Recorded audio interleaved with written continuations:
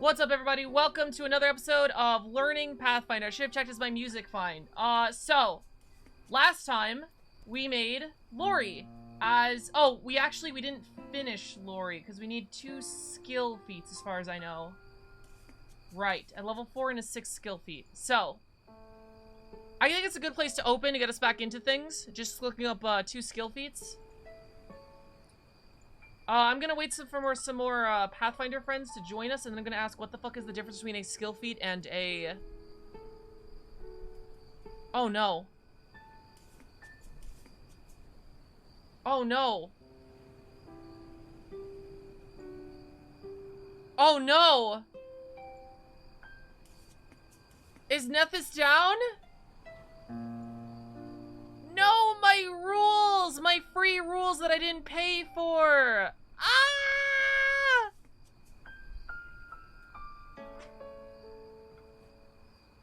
Increasing the value of the setting. Check external sources. Check the application is not deadlocked. I don't know what that means.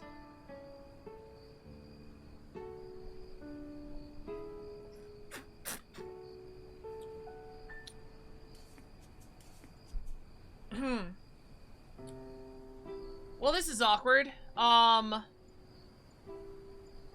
time to look in the book. Feats are on page 254.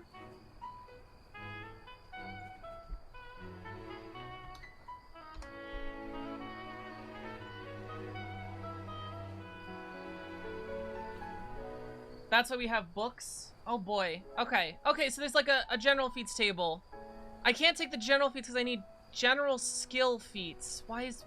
Is there, for most classes you gain when you reach thereafter. Each time you gain a general feat, you can select any feat with a general trait prerequisite you satisfy. General feats also include a subcategory of skill feats, which expand on what you can accomplish via skills.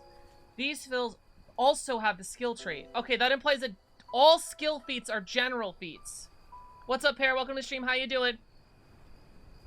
So many people accessing Nethys, it's melted. Is that true? That's a good thing, I guess. Most characters gain skill feats every second level and 2 levels afterwards. When you gain a skill feat, you must select a general feat with a skill trait. You cannot select a general feat that lacks a skill trait. Level of skill is typically the minimum level which a character can meet the prerequisites. Understandable. Okay. So, this is weird. All skill feats are general feats, but you get a fuck ton more skill feats and you get general feats. My mouth hurts a little bit, and because I was a dummy and bit my lip twice. Oh, I'm sorry. So general feats, we have Ancestral Paragon to get Cooperative Neighbor, Virtuous Performer, which is like +1 on random checks. You try Pathfinder 2 easy? I have... Oh, wait. It's good. This one.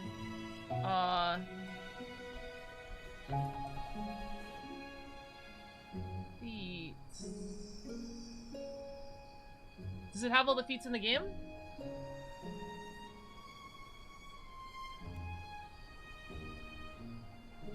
I think it does. Holy shit. Yeah, this is all 4,000 feats. Can I, like...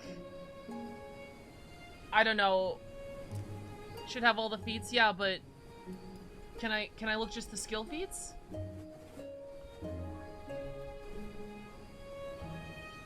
Oh, skill feats. Alchemist class feature, what?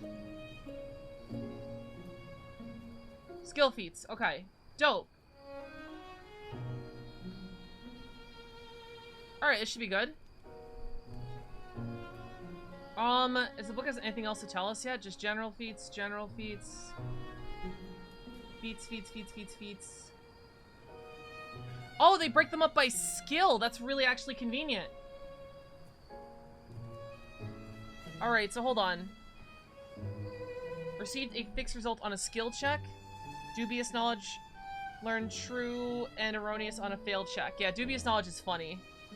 Dubious knowledge does sound funny for Lorian, actually. Quick, I'll write it down, I guess.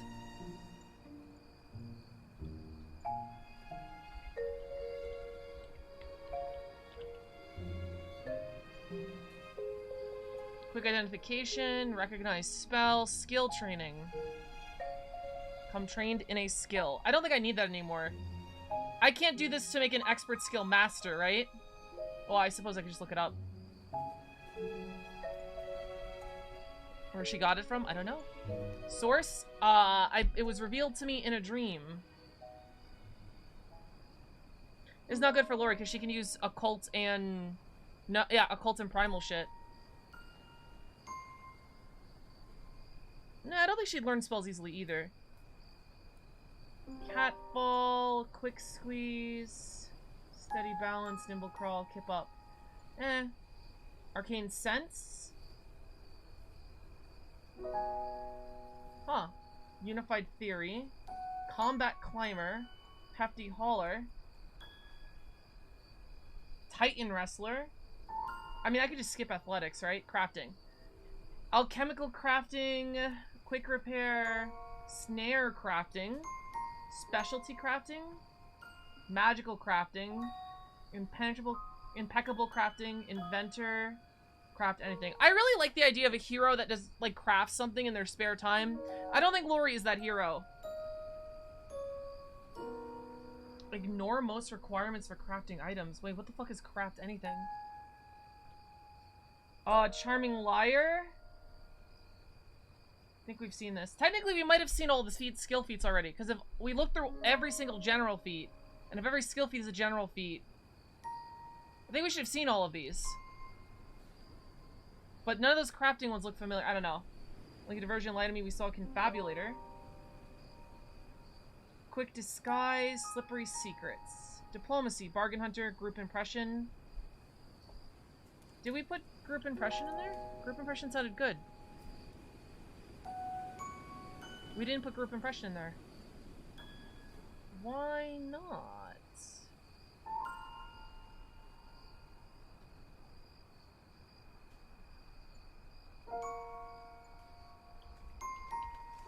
Skill feats are some set of general feats, but there are general feats that have nothing to do with skills. Yeah. Group impression. You can compare your diplomacy check with the will attack of 2 DCs instead of 1. Right. This seemed good.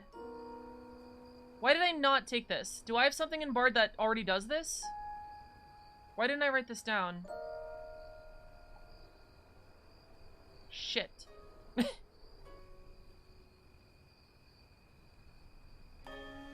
See, this is a spell.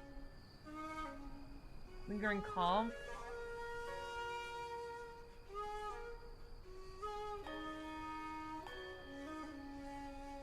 It's weird. I don't know why I didn't take that.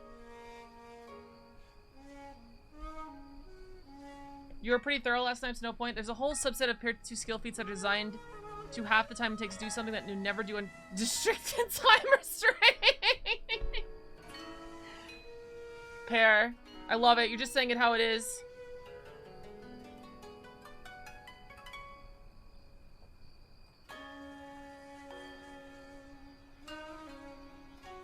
What's up, Suck? Welcome to stream. How you doing? Suck, you sub. I like that.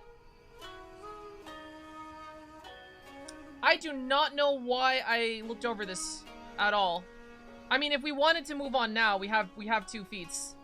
But let's keep looking. It's Crystallia lore.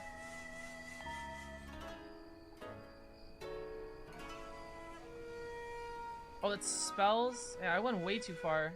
Oh, here it is. Dubious knowledge, group impression. Pathfinder lets you plan out every level? Yeah. Group impression. Yeah, it does let you paint out everything. So much pain. Lot of pain. I don't remember. I feel like I took it out because did I not think it was that good? Did we take Courteous Comeback? I think we did. We didn't take Courteous Comeback?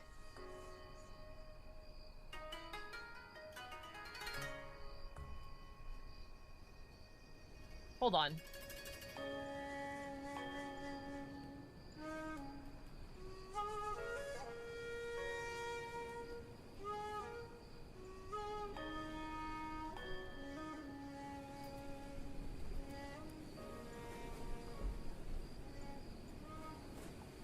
Inspire Competence, Bon Mot. Ancestral Paragon, Cooperative Nature. Witch Dedication. No skill feat. Dirge of Doom. Virtuous Performer.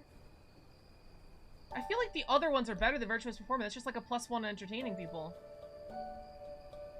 Shameless Request. What's up, Chris the Now? How you doing?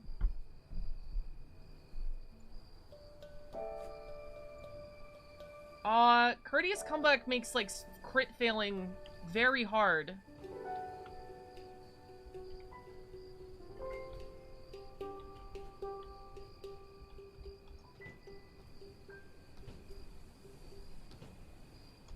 Woke up a few minutes ago. Mood. Are you on Tibby's schedule?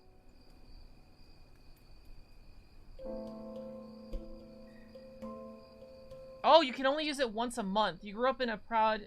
It's a product order. Reroll it to someone's check using the second result. Why didn't I take this? Oh, it's a human ancestry feat. It's not a general feat. That's probably why I didn't take it.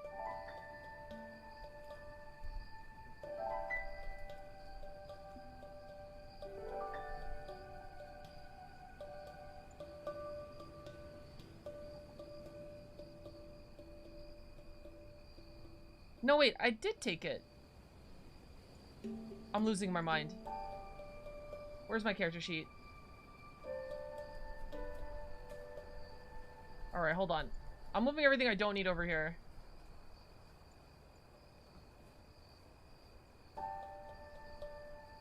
My ancestry feats. Oh, is ancestry feats over here? It is. Okay.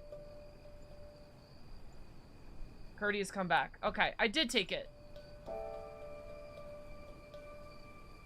We and I have similar schedules, so it just works out. That's perfect. I love that. I think that's me with Skybird.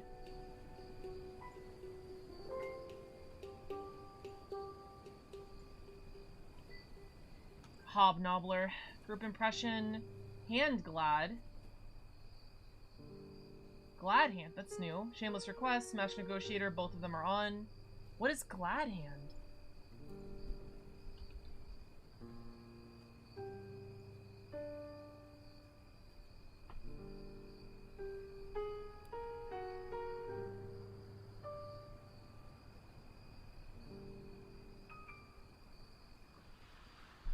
Interesting. It's like first impressions. There's a whole subset that increase the penalty on certain actions you didn't know you had a penalty until you read the feat. So that was the same thing with Pathfinder 1. Just like, wait a minute, that gives me a penalty? I don't hate this. What are the feats we have competing? Dubious Knowledge, Group Impression. I don't know, do you guys feel like Lori makes a really good first impression? That would be the equivalent of, like, telling a joke in the first 5 seconds of a VTuber collab and getting everyone to laugh, which I have done before. I mean, I've done that, which is this. So... I mean, you could argue that's more of a group impression, though, because I affected everyone at the same time, though. You and your fucking soundboard. Yeah, my soundboard gives me, like, I don't know, +10 on all social checks, probably. What is it called? It's like a weird name. Glad Hand. What the... Why is it called Glad Hand?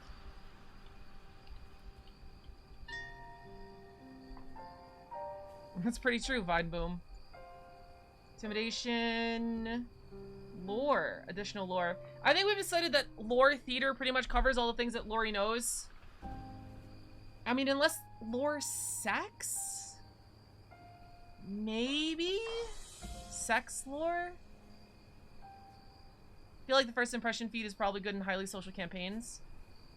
I mean, true, but, like, it's kind of like what Pear said. It just makes you do it faster. Like, usually you'd need to converse for 1 minute, which, again, I did not know, right? So, this, instead of waiting a minute to converse with someone, you do it instantly. But if you're in a social situation, in a social campaign, you usually have a lot of time. So group impression is just like 100% better.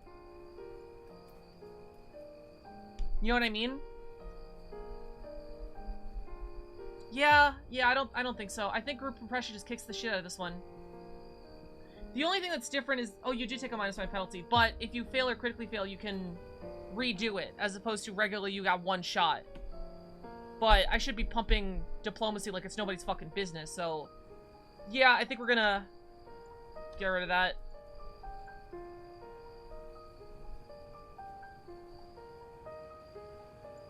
You know, next time somebody asks me what campaign I'm building this for, I should say every campaign. Because a lot of times when you build a character, like, oh, you're doing an aquatic campaign, oh, you're doing a social campaign, you build the character around that, right?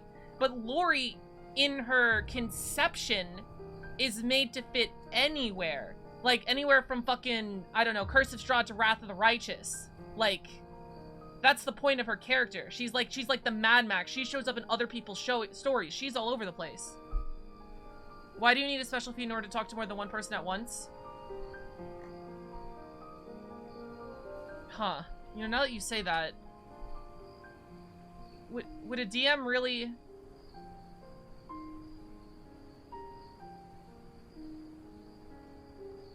Now I want to play Wrath of the Righteous again. I want to play Wrath of the Righteous.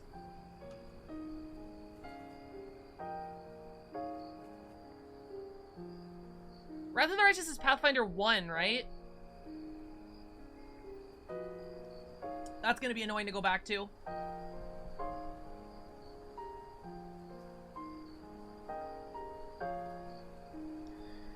That's a really good point. Why do you need a feat to talk to more than one person at a time? I'm guessing make an impression as an action is so specific, it can only be done at one person at a time. Yeah, okay. I mean, yeah, I could do this... I don't know, maybe it's because I'm a performer. I feel like I can do this without a feat. Or maybe, I guess, in real life I have the feat. I don't know. 1 minute of conversation, I feel like I can make... 6 people? 4, 5 people? Leave a good impression on them? I don't know. To make them temporarily agreeable. At the end of the conversation, attempt a diplomacy check. Modified by the circumstances. Good impressions or bad impressions on critically failure.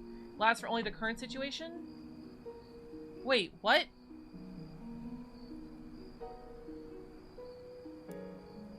Wait, what? They only last for the social wait, what? Why? Pathfinder 2's feat system assumes your DM will approach every situation the same criteria as combat, which sounds like it'd be really tedious at the table. Yeah, no, I get that. I think that's done on purpose. Like, the fact that there's such distinct downtime, encounter, and, like, social, or whatever it's called. I think that's very done on purpose. I can see it also being very tedious. I feel like the impression's meant to taking someone directly improve your relationship, kind of like somebody's heart-to-heart with somebody or spending time alone with them. Yeah, so, like, why does it only last for the social interaction? What's up, Mr. Roy? Welcome to the import. How you doing today?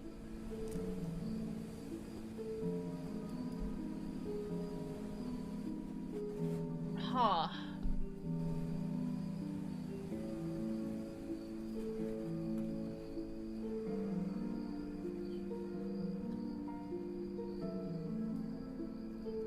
Dropping in while on break? Awesome, awesome. We're learning Pathfinder 2.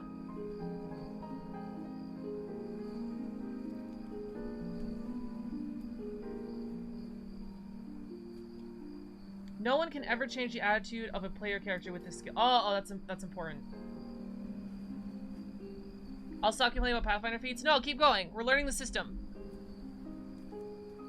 I'm now like kind of like questioning the point of this feat. Like, I don't know how often I'm going to be making an impression, if I'm going to be honest. Even if I'm in a social situation, I feel like I just have, like, a good conversation. But it is fitting. We'll keep it on the docket just in case. Okay, I don't think Lori needs an intimidation feat. Doesn't seem like her.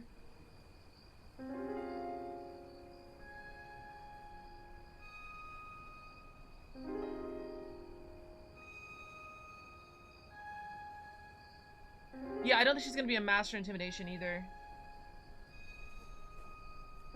Lore. I don't know. I don't know if she needs another lore skill. She has lore theater. If I think of things Lori is knowledgeable in, sex.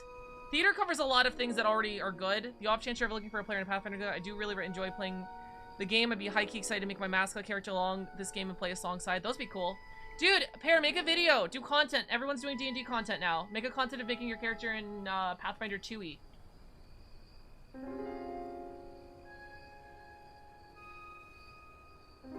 Prevent critical failures when earning income. I feel like Lori having a critical failure where she loses everything she earns sounds hilarious.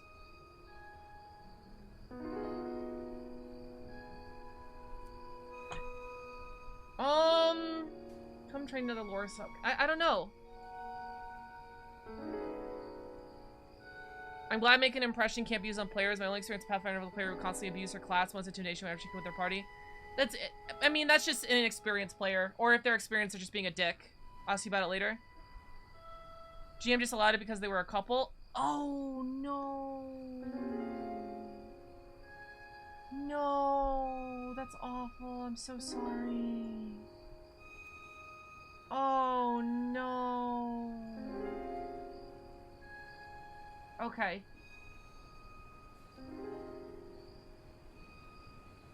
I don't know if she needs lore sex. I'm gonna be real. Sex lore. I don't think she'd be good in medicine either.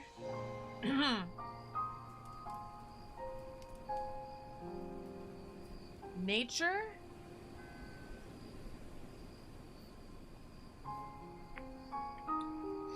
Occultism. Bizarre magic. I mean, I don't know if she practices bizarre magic. We can look that up.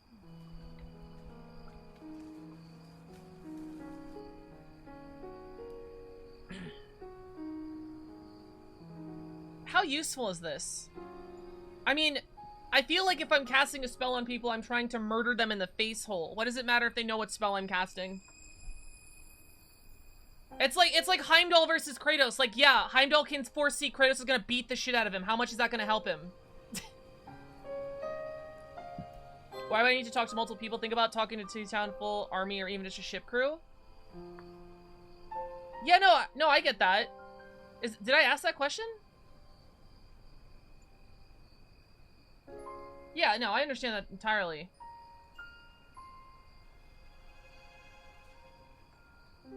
If they know, they could probably get a bonus of kind of dispelling. Yeah, pretty sure that in Pathfinder 1. Like, counterspelling probably or something, but... I don't know. Maybe if I saw the spells and understood why that's important, I could swap it out later, but... We're building a character without knowing any rules right now, so... I don't think Bizarre Magic's all that great, yeah. I assume it's gonna be more skill feats, but there's... For getting 10 skill feats a character, there's surprisingly not that many skill feats. Performance. Fascinating performance. Perform to fascinate others. Why didn't I take any of these? Oh, I took Virtuistic Performer. Make an impression with performance. Uh-oh. Hold on.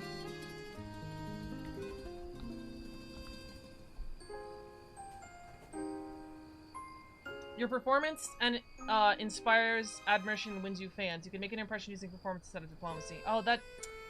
I feel like Lori's diplomacy and performance both are going to be really big, so this is just kind of, like, it doesn't... I don't think this matters at all.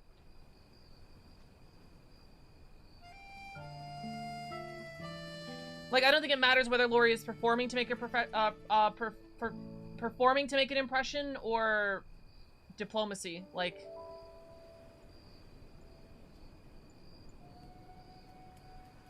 Well, actually, we can literally look at the character, I just realized. So right now, performance is a +6. What the fuck? What do you mean? What do you mean +16? And diplomacy is a +18. I forgot how big the numbers in this game were. Am I just really good for a gladiator style character? Yeah, definitely. One who doesn't need charisma. Aren't necessary. Yeah. +16, +18, that's a +2 difference. Like, that's not worth a feat. Well, a feat that gives you +2 in a skill is probably worth it, but I still don't think it's worth it.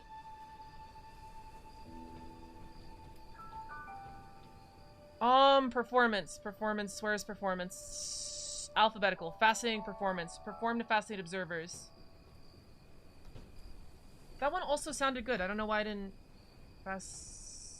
Fascinate.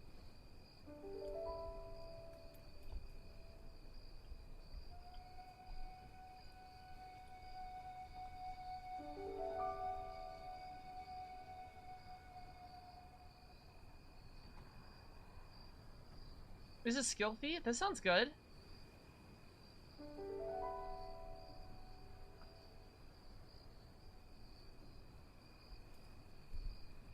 How long does Perform take? How many actions? One action?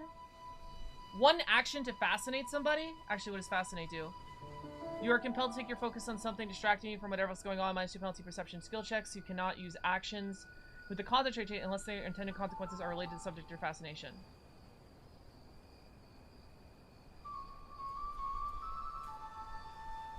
This sounds good, right? It's great in exclamation mode, not so good in combat. You think so? Fascinate me, Lori? Ha! BRB gonna go shop. Alright, Bagman, good luck. You spend one action to fascinate someone for one round. If someone's like raw dogging your sorcerer, and you're just like, hey, fucko, look over here, suddenly do they raw dog? Well, they get a -2, right? Well, they can't concentrate. I guess you could still whack somebody. Huh.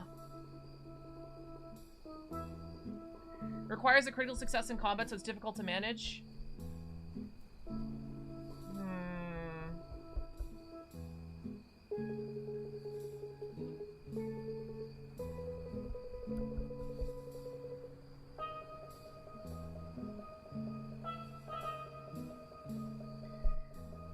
Interesting. I don't know. Out of combat, however, I feel pretty good with some roleplay. Yeah, but out of combat, why can't you just, like, do this? You know, I feel like out of combat, you could just be like, hey, I'm gonna distract this person with the performance. Can I do that? And they'll be like, yeah, sure, roll performance, right? The benefit to taking this is to use it in combat, to specifically fascinate someone, I feel. As a combat quite often as her third action. Can't look away.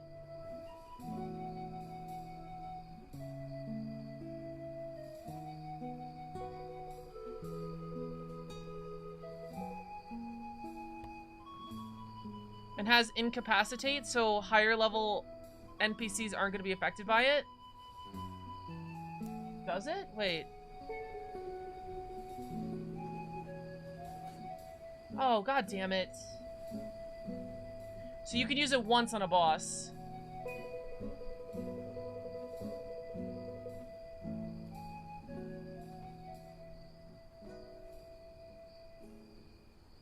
Wait, you can use it once on a boss anyway. Wait, why does it have incapacitation?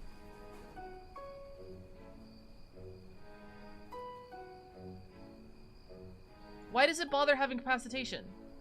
You can't use it on a boss. You can only use it on a boss once anyway. I'm confused.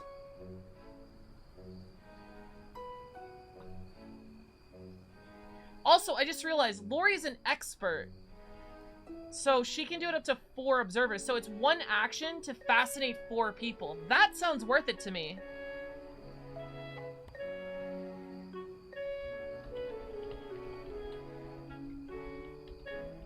Is Coup de Grace still a thing in Pathfinder 2? We have no idea. We haven't got that far. We did not see if there was a Coup de Grace.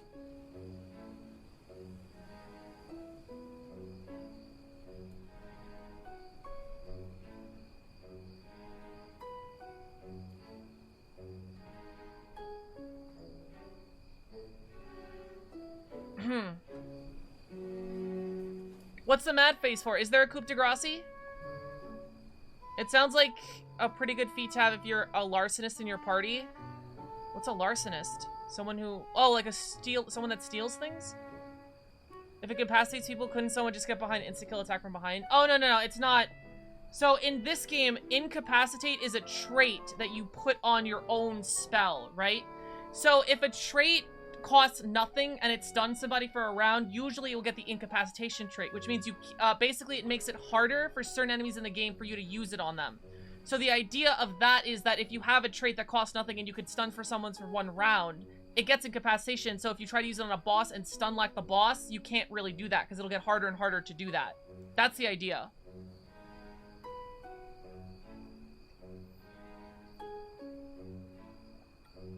Incapacity means you can't realistically use it on anyone stronger than you. Yeah. Which I feel is a cool idea. A little weirdly worded, but cool idea. Like, once you get it, you get it.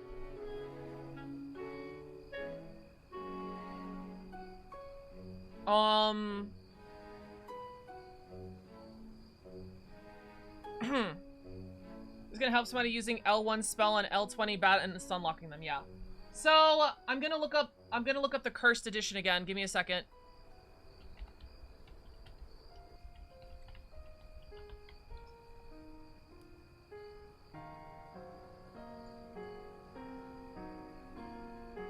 Ah! 5e jump scare. The reason why I'm looking this up is this right here. You perform for at least 1 minute. You could attempt to inspire wonder in the audience, shining, quoting, dancing, blah, blah, blah. You choose a number of humanoids, and equal to your charisma modifier, each one, or be charmed by you. So this is like a group charm, enthralling performance. This is an ability Lori had in 5e. So I feel like this is sort of related to it. And fits. So...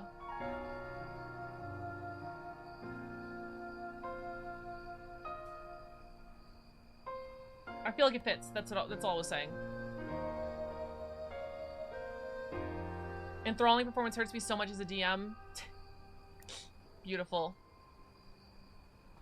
It's kind of a necessary evil. Makes a lot of spells useless outside the game. Small time with the 2 levels right after you can learn them. I think mainly designed to keep magic users in check. I mean, that's fair. But wait, hold on.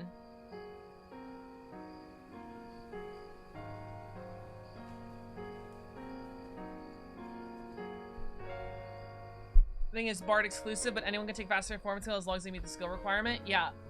I feel like it's not as bad with the incapacitation trait, because you don't get the incapacitation trait until after you use it. No, wait. It always has it. No, you're right. It's not. I thought I fucked this up the last time too. I thought after you use it, it gains the incapacitation trait, but no, it just has it in combat and it has the trait.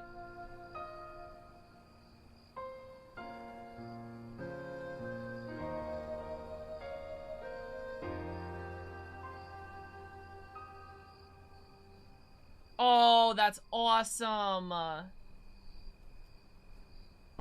Oh! Okay, I know what I'm putting on my swashbuckler. That feels good on a swashy, with those rules in mind. Alright, so there's a performance religion. Society. We don't need the noble one. Multilingual, we don't need. Read lips. No, no. Streetwise.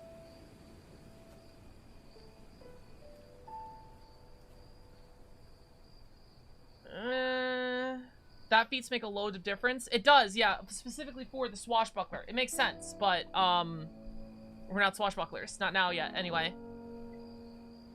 Streetwise can be handy. Yeah, I was looking at that.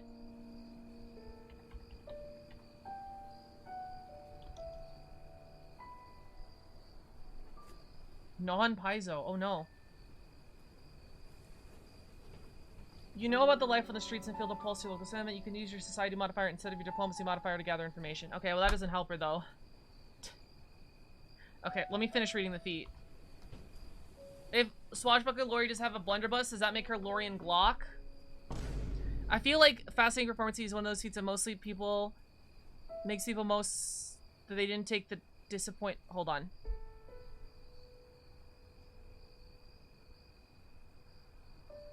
Oh, maybe. I don't know.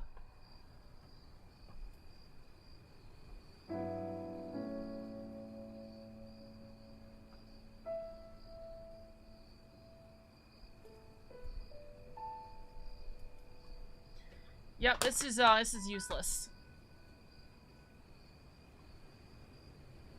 Just be diplomatic. Just be a diplomacy. Connections.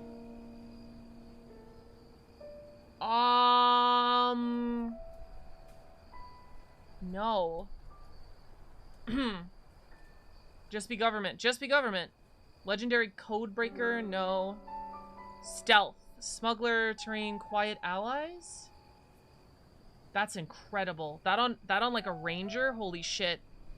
How many feats do you get a level? 1.5. Swift sneak? Eh. Master and stealth. Yeah, no, we don't qualify.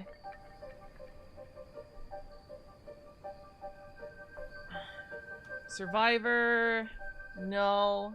Thievery. Maybe a pickpocket. I don't know.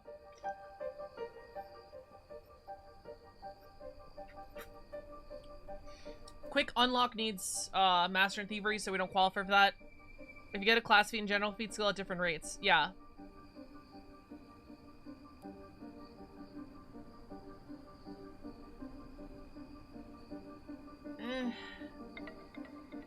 That's it. Okay, so let's look at the much bigger list now.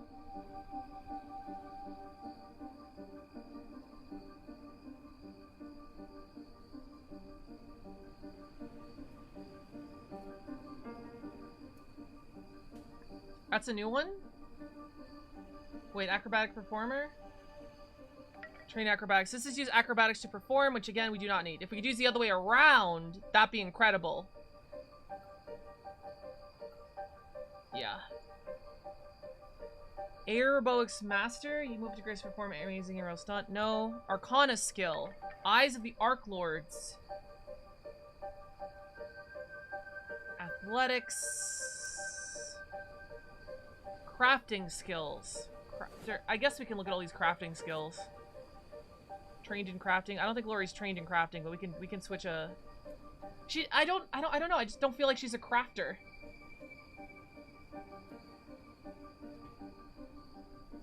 Yeah, no crafting. You get class feat every level or two? Hold on, I had the list. Where's the bard list? I had the bard list here. Okay, hold on. Apparently bards have base progression. So 1, 2, 3, 4. These 4 right here, these are how often you get feats. These 4. This is when the bard gets feats.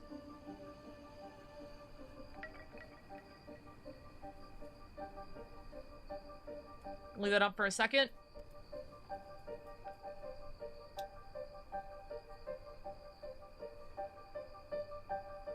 Alright,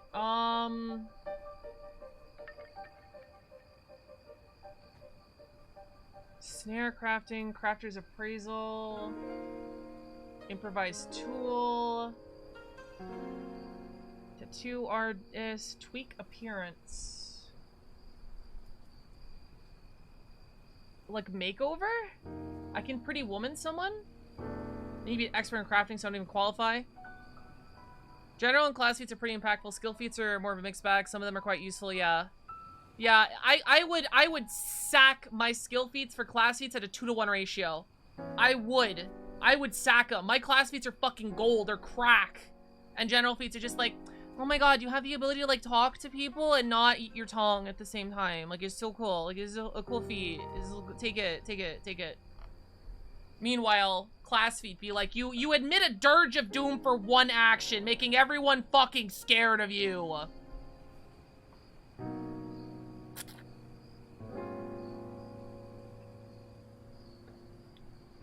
I don't understand this one. What does this even mean? You put a fancy feather in someone's hat and suddenly people will listen to them?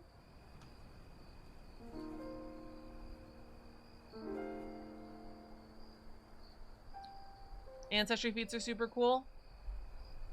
I didn't really like a ton of the ones from Elf and Elf, Half Elf, and Human. I didn't like a ton of them.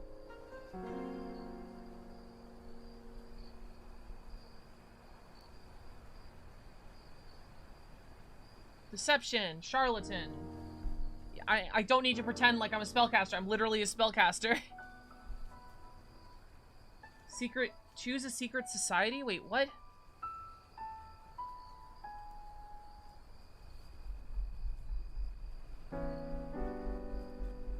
Oh.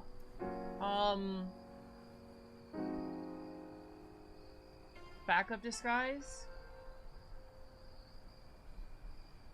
You don't get many of them, but they are neat, yeah. So, rumor. Double speak. Slippery secrets. Reveal machinations. It's the that's the reverse flash feat we saw. Bon mot we have. No clause for alarm. Okay, hold on. Encouraging words. Oh! Oh, that sounds very Lori-like. Entourage. Wait, what? No, I need Hobnobbler for that? No!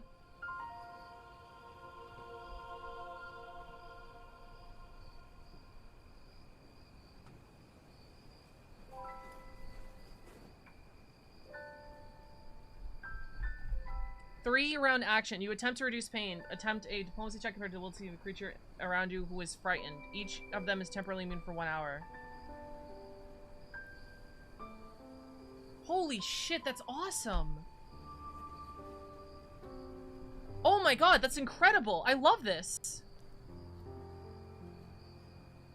This is so much better than anything else, right? Reduce the creature's... I mean, it takes my whole turn, but I can reduce somebody's frightened by 2.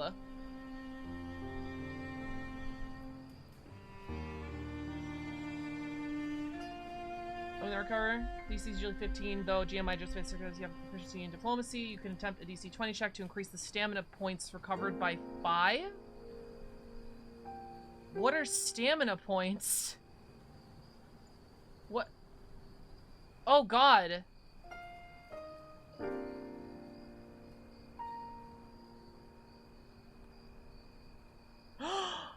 Oh my god! It's like Starfinder! They had stamina in Star- This is literally a mechanic in Starfinder.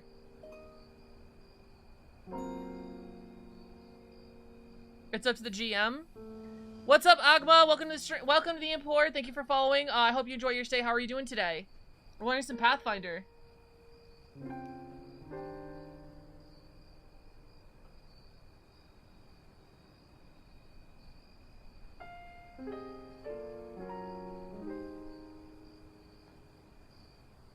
Starfinder friend, that's what the first thing I need to hear. That's all I needed to hear. Thank you, thank you, thank you. Yeah, they have stamina in Starfinder. It's the same exact thing. You get stamina, I don't remember what the number is, and then you get HP. Stamina is like your overshield. It's optional. Does it strictly make you more powerful?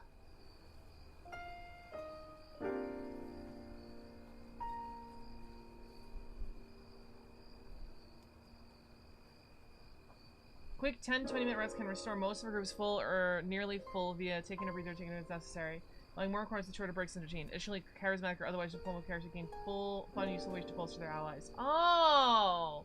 Because spells that heal hit points don't restore stamina points, it's a little harder to heal it completely in the middle of a fight. This can mean that fights become deadly after characters have been down, possibly. Oh! Wait, what?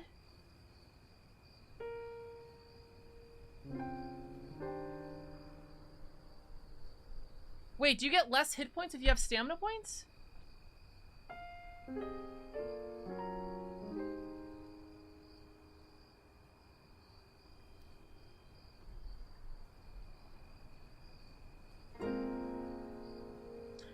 Oh. Oh. Oh, God. Oh, yeah, it does. Oh, Jesus.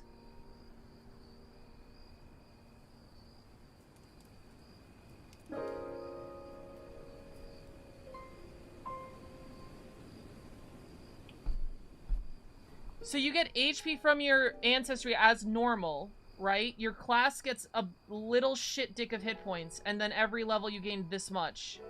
Okay.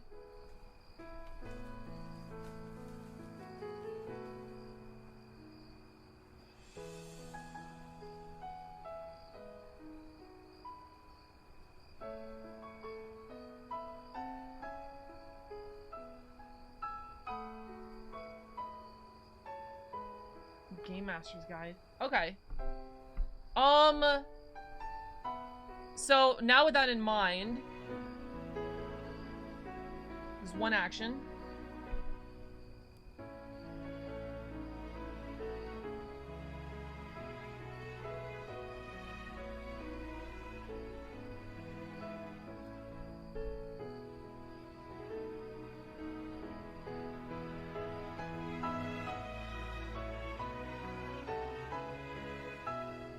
Oh, I was like, what's going on? 1d8, 2d8. Allie takes 1d8 mental damage. I'm all for more TTRPG friends, and you should join our Discord. We have a ton of people there who are trying to get into games and play TRPGs. It's like really cool. We have a role in there. Okay, so I'm not gonna take any stamina rules. Entourage. I can't believe I need Hobknocker for this. God damn it. What does Hobknocker do?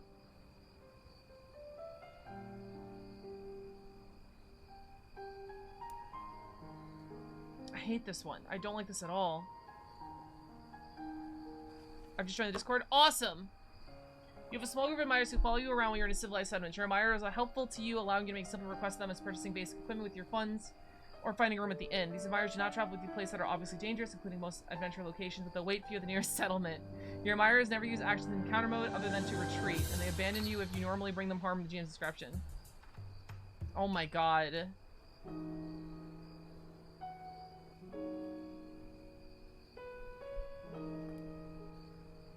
That's really funny that you have a small group of admirers and they only give you a +1 bonus to gather information and to sow a rumor. That's the funniest part of this to me. You do it to me every time. Thank you, Pear. That is the funniest part. You get a whole group of dudes and they only give you a +1 bonus. It sucks you need Hobknocker to take this feat. This is awesome.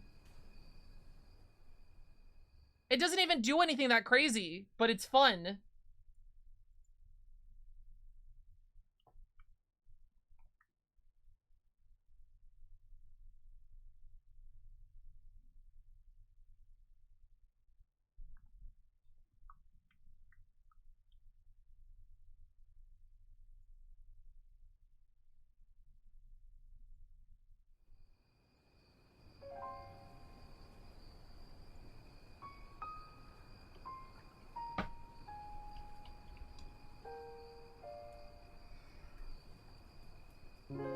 Oh, food is ready. Hold on.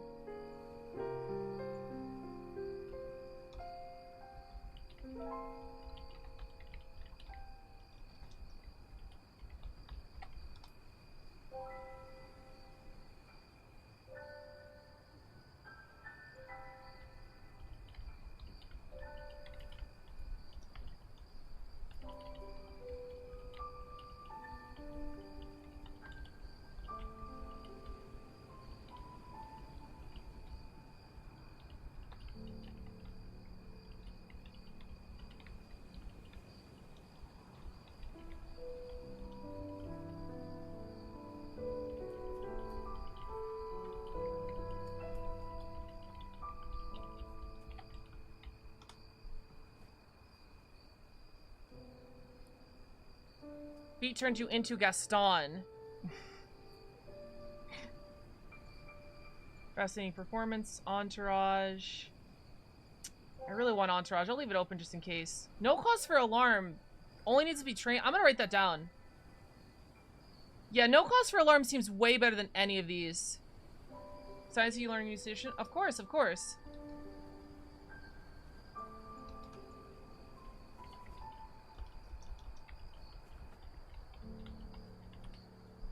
Is this not, this is still good. I mean, the only thing I think it's a lot is it takes 3 actions, right? But if your whole party, including you, is fucking frightened, and you can do that, like, you could just spend your turn, just reduce that to everyone, like, that's a bard ability well spent. Only 10 foot? It's only 10 feet.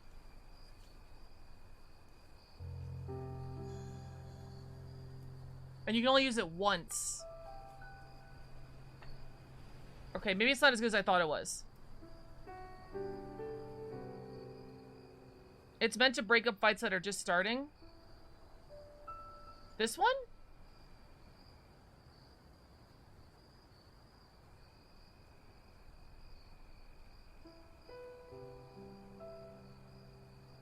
It does cost 3 actions, so you can't move and do it. Okay, maybe this is not as good as I thought it was. You can reduce your own... You can reduce your own frightened by 2.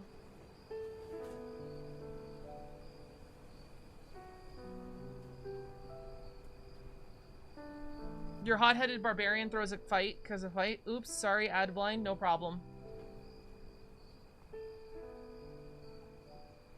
Now I'm like, maybe this isn't that good, actually. No feat is good. If I had an upgrade to it, maybe it'd be better. Yeah.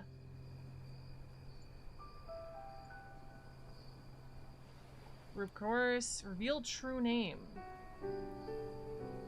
Terrifying resistance. Skeptic's defense. Ravening desperation. What the fuck? Battle planner. This one, yeah, no. Medicine, inoculation, medical researcher, risky surgeon, chromotherapy, godless healing, mortal healing, express rider. If people are clustered, it's very good, but that's still a steep price for situational ability. Yeah. Like, if someone opens the fight with... Taysha has some pretty neat feats, although, again, I hate the glare one, because threatening someone with the glare sounds like something you should be able to do by default. Yeah.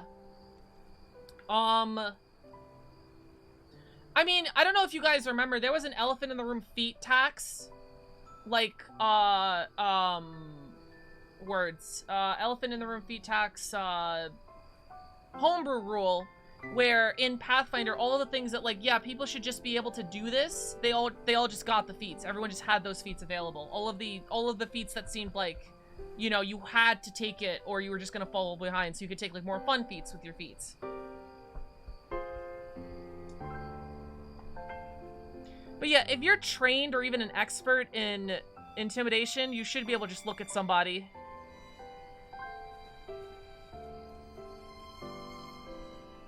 Fight opens, you have something catch. Yeah, if everyone in your party is like bunched up and they're immediately feared first turn, then you go first and you use that, best use of the ability. But a lot of group GMs homebrew that, yeah. In this game too, or?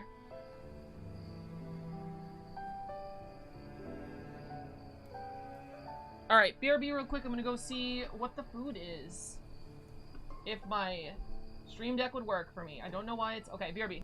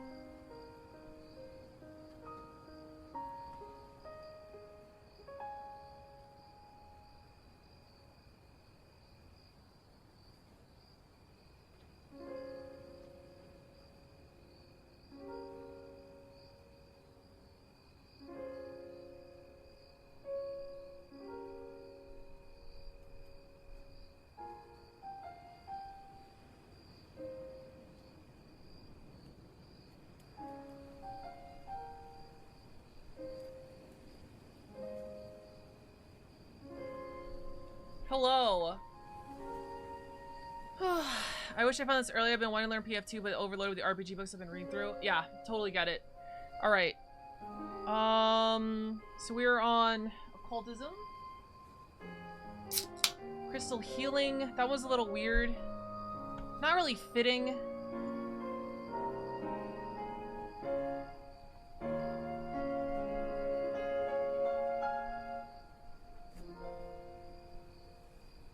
This is really cool. It is actually really fitting in the world of Crystallia, but I don't think it fits Lorian specifically.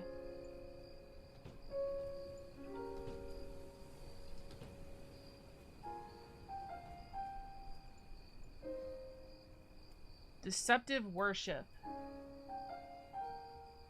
Members of your cult frequently pass themselves as worshippers from other religions. Wait, that makes sense because all of you cult all of you followers are just like, no, we're like good citizens, God-fearing.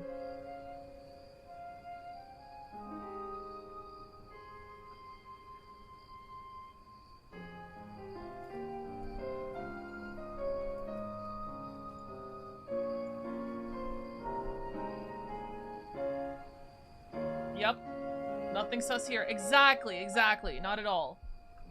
Guys, have you read the robes? The robes when you join the Discord? The robes say not a cult on them. That's important.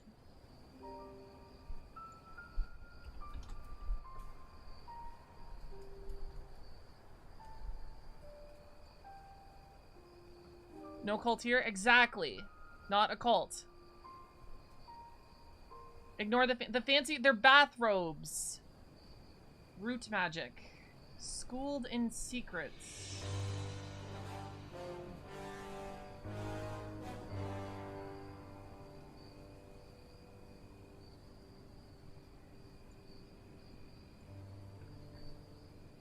What level is she in occultism? I don't even know. Occultism? She's only trained? What? She's level 8. How is she only trained in her spellcasting? Is that right?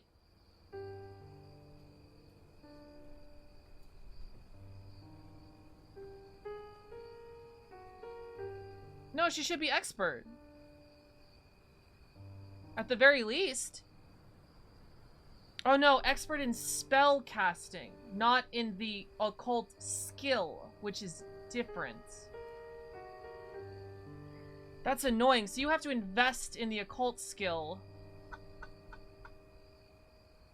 You hungry? No, I literally have food right next to me. I only got 3 skill increases. Okay. Alright, never mind.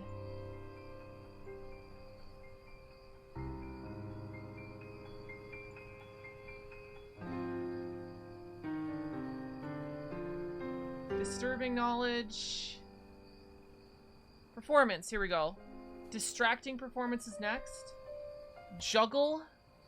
We only got, on all the books that came out, we only got 2 performance skills.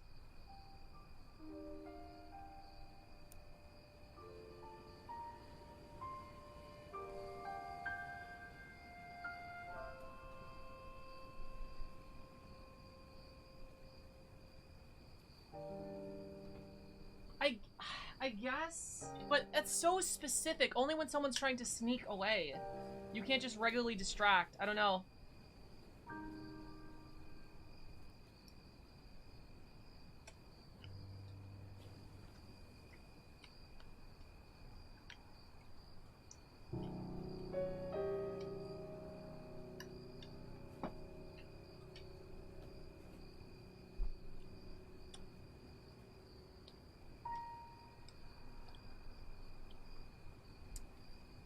Cloaks on the left, cookies on the right, no touching without consent. It's a family, not a cult. There you go.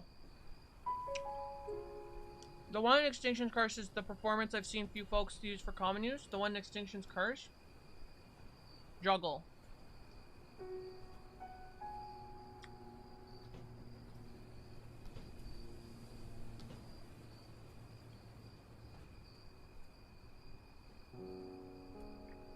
A single item. Okay.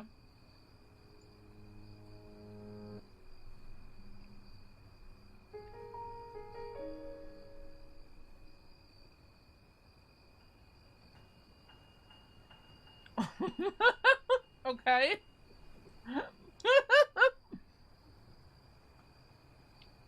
I can only juggle 3 items.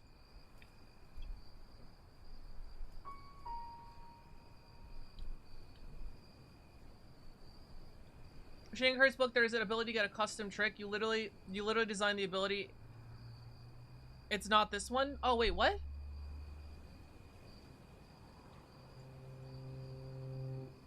I don't see it here. This is funny, though.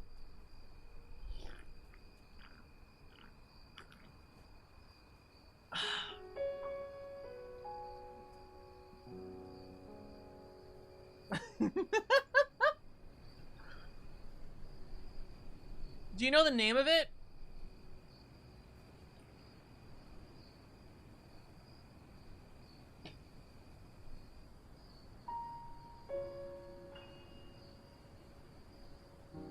That is insane. Perform trick. This is cool. I don't it's just so stupid. Perform a trick. You perform a signature circus trip. Attempt one of the tricks listed in your trick. Do you see the trick is determined by your level? This one can fucking be my trick? Mm.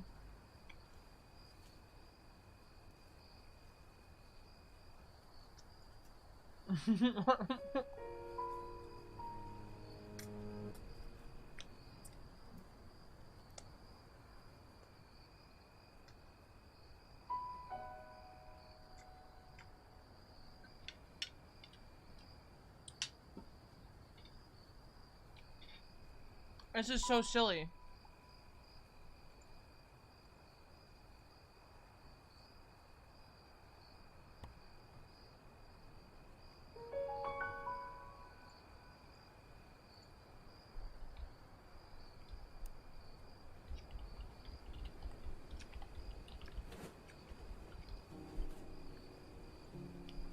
Two years? Wow. 2 years in an adventure path. That's crazy. I'm assuming you guys are having fun.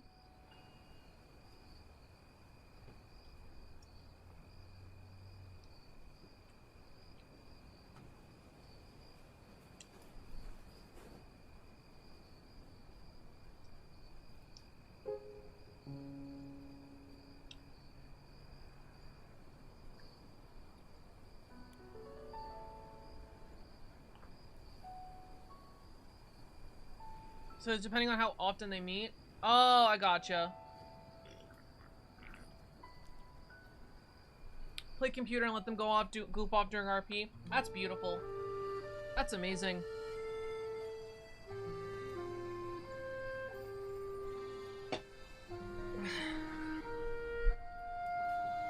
I actually just finished a long-running campaign a few months ago. It's beautiful. Yeah, I finished I finished some campaigns recently. Bittersweet, but yeah, that was so much fun.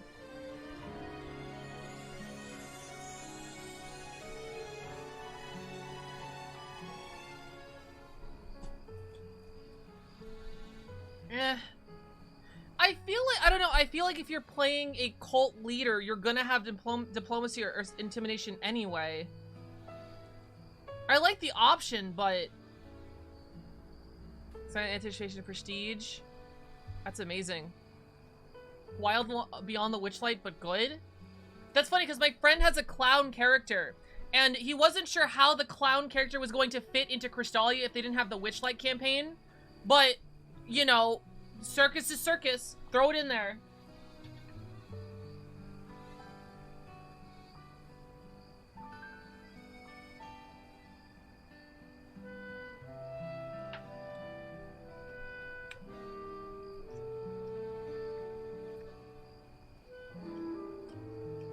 Oh, I remember this one. This one's good. You just bop enemies with damage every day.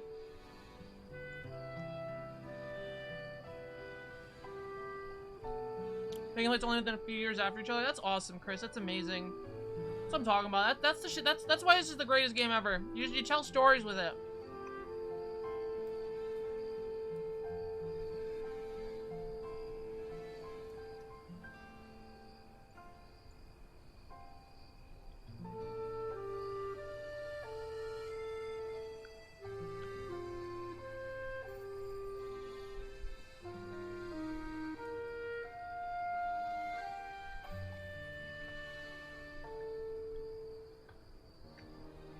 Anything I've learned from Big Top Burger, it's not clowns to be poor fit for D&D campaign, not for tone reasons, mind you, just because they're OP. It's funny you said that, Pear Blossom. I'm pretty sure they were a... They told me the story. They were like a ranger rogue, and there was one fight where they got mind controlled by an enemy, and they gunned down their entire party. Like, everyone apparently rolled bad or something, but the character, the clown, gunned down their entire party.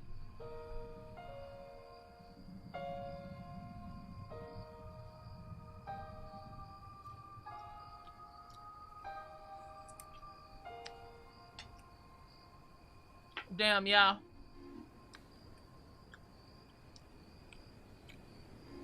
Things player come with nuts? Yeah, of course. Human creativity. Eyes for numbers. Clean content? These are the lore building feats. Criminal collections. Quick contact.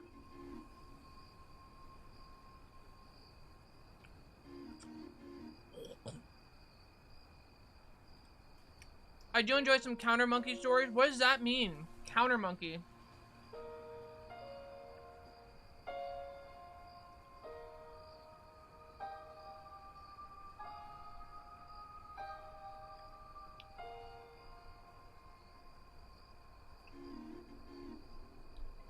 You know, I'm gonna say it. I know you're supposed to get 10 of these in your lifetime. These skill feats kind of suck. I don't know. I guess it's hard to balance getting 10 of these feats and also having them be exciting, but like, yeah, they're a little stinky.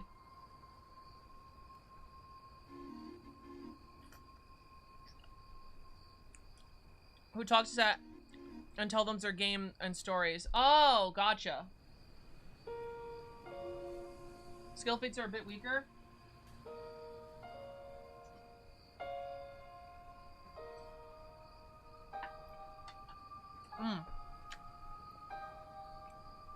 Because everyone has access to them.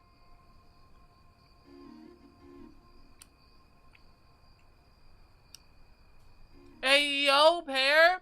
Yeah, the DM, you know, the DM was, he was fine, but I don't know.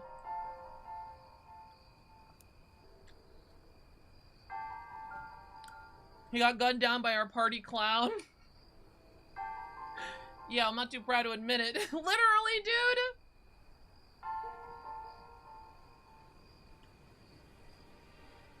I think the intimidation feats are strong. I mean, I don't know. I could theoretically take something, take a skill feat out of performance and put it into intimidation. Look at those feats.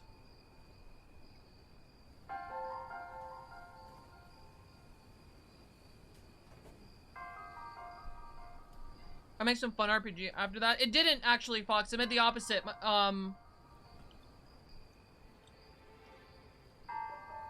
Had the opposite effect.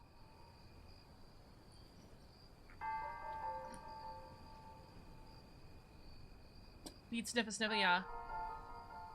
Class abilities are the beefier. The skills with higher restrictions are the ones with actual skills. Fuck, I missed your comment. Hold on, I gotta go back. We gotta go back, chat.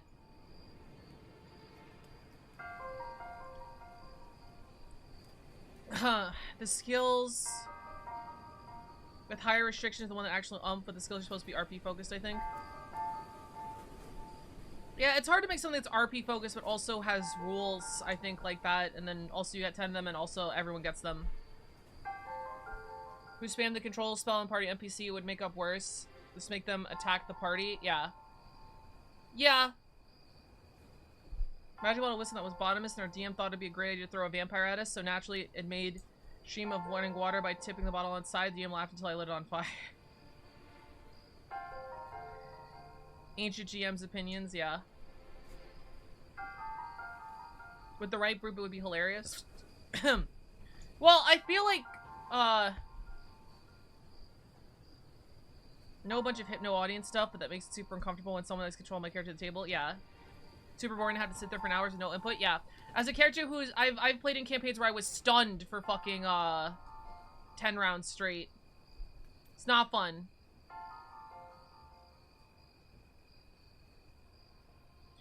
Character was when they died, I got permission to use them first. Yeah.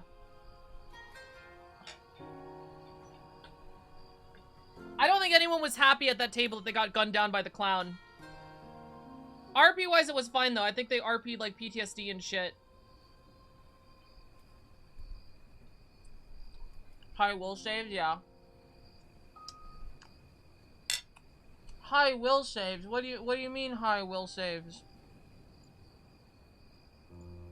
High wills... Wait, why is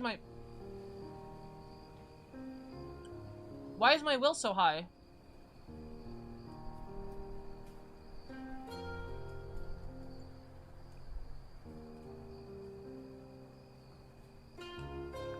Oh.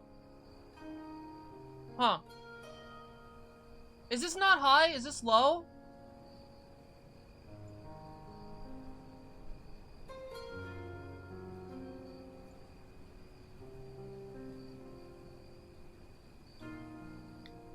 Will is your dump save? You say, hey Laura, you got audio to share with you? Hey yo. Most casters will reach legendary will. Oh, okay. I guess that makes sense.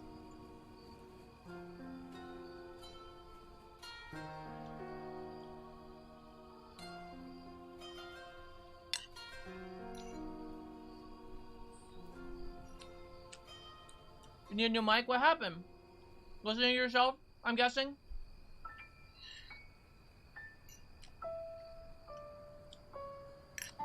Alright, that's all the fucking shield. Everything. We looked at everything.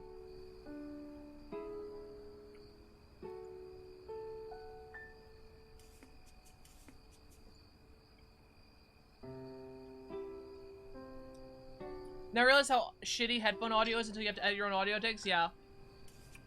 No, 100%.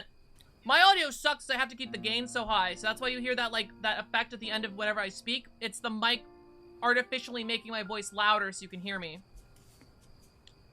80% of skill feats are useless. I'm actually gonna... That's funny. I'm gonna share that to my friends. Guys, don't worry about the 4,000 feats in the game. 80% of the skill feats are useless.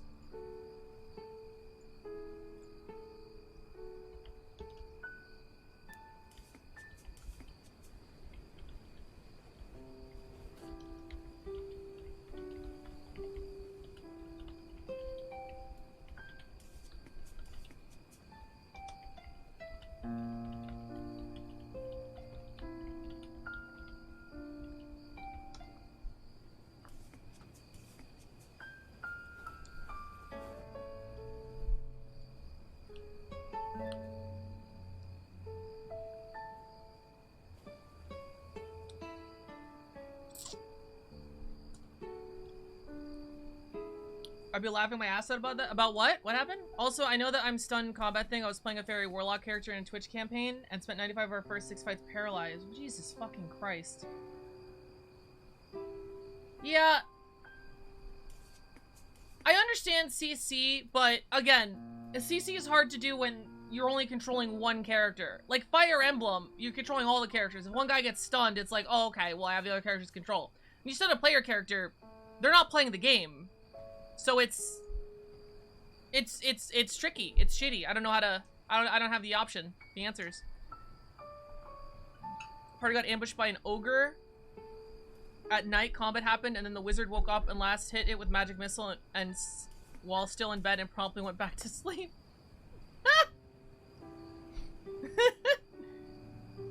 Alright, so... The 4 feats that I give a shit about are dubious knowledge, no cause for alarm, group impression, fascinating performance.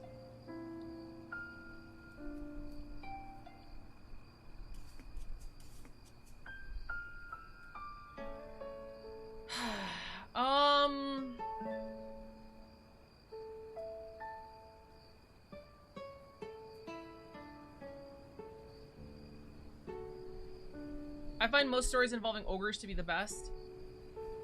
Dubious knowledge, no cause for alarm, group impression, fascinating performance. Shameless requests and bond mod are actually good. I actually don't remember what bond mod does.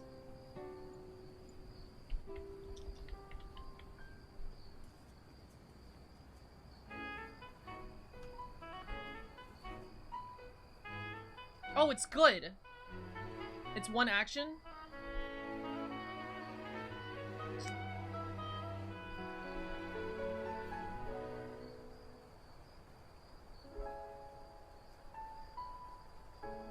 Yeah. Bomb mod is good as fuck. Yeah. Like, this is really good. One action to reduce somebody's will for the whole minute, dude. A whole minute. If you have someone on your team that does fear effects, you just... Yeah. Okay, so we need Bon Mot. That's just... And then what's the other one we have? Shameless Request. That one is useful. And as use an action and retort, just have a +2, -2, or 3. Yeah. But even so, they can't retort on your turn, right? So you can still cast a spell with the perception, with the will buff. If it was bad, it'd be called Mot. Oh.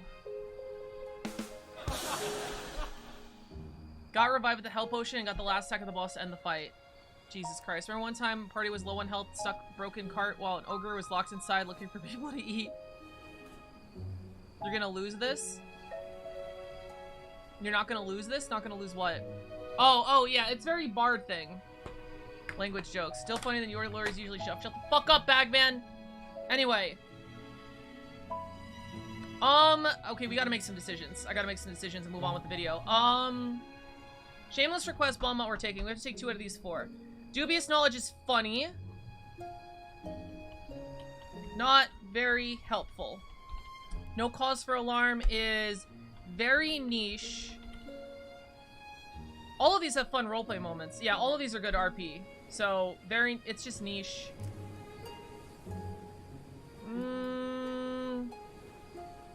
Group Impression. Cool. Fitting. Should just be a rule. Fascinating Performance.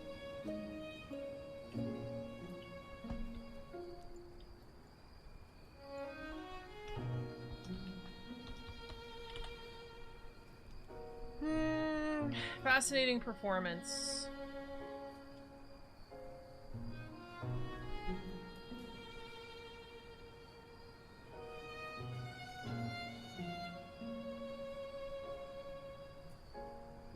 I don't know. Dubious Knowledge is kind of close to Bardic Knowledge. Bardic Knowledge from fucking Pathfinder and Jack of all Trades from 5e.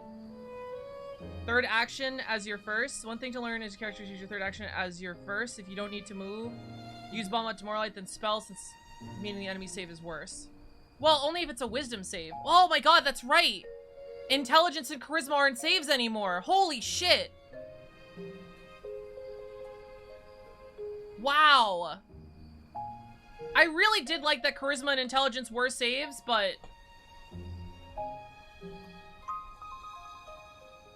they're not saves anymore. So will save is like every mental effect. Brain Demoralize a penalty to everything? Holy shit, okay.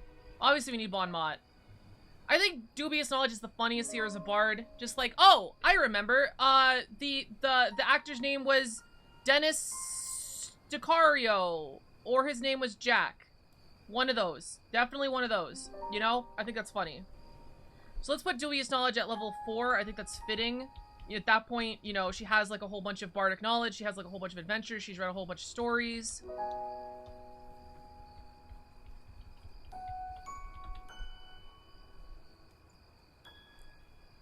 They realized that splitting way messed up the balance. Does it? I don't think that was an issue. Uncle Iroh used Dubious to identifying T. This is true.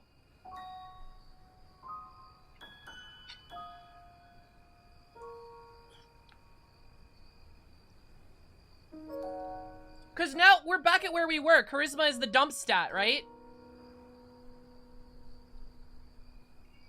Pathfinder kept Fort, Reflex, and Will from 5e, yeah.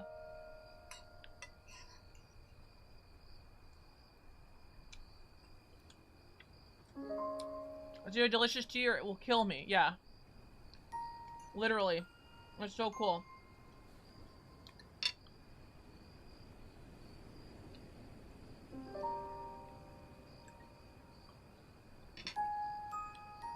From a builder's perspective, yes. The problem was you had to design everything 3 times to apply to Wisdom, Charisma, and Wisdom. No. No, no, no. You did not have to. That's what they should have done. That's what they should have done. They didn't do that. 5e was designed that they were good saves that were used 90% of the time and bad saves that were used 10% of the time.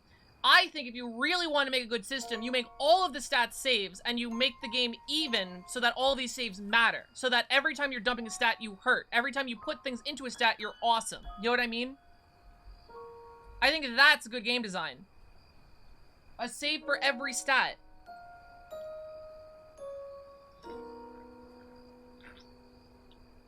I think 5e should have went harder with it. And yeah, I can see what you mean by it's unbalanced, but I think it's unbalanced by design or lack thereof. I think you can over-design it to be more balanced. Like, agree, disagree, as a GM it gives me a headache. Well, it's not your job to write it as a GM. It's the game designer's job to make it, you know? Well, I guess, you know, I've designed Charisma Saves shit before, so as a DM I did it.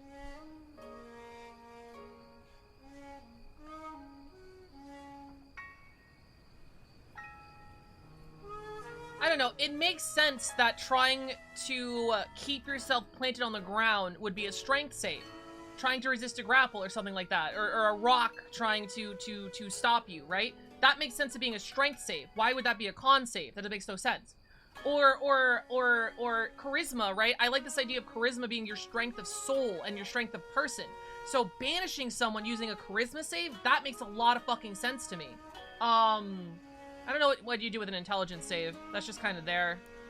Intelligence versus wisdom. I mean, I feel you could design a system with intelligence and wisdom. There's a lot of different people. People have been having this philosophically debate about those 2 words for a while. It only gives you 2 saves, and they scale in such a way that essentially auto-fail the other 4 at higher level. Yes, this is true. This is true. Yeah, it's really weird when you look at your sheet and you're like, oh, plus 12 in one save, and then minus 1 in another, and there's nothing you can do about it. Intelligence save to see through deception? Well, that's not how a save works. A save would be like someone is doing something to you, and it's your reaction to try to resist it. Oh, my editor sent me another thing. My middle name, Yvonne. Oh, this Easy. one. Not even a hard question. Come on. You hit me with a hard one? You hit me with a harder one than that? Yvonne suck these nuts. Insaves are almost specifically against psychic damage and not much else. Yeah, we could do better than that. We could do better than that.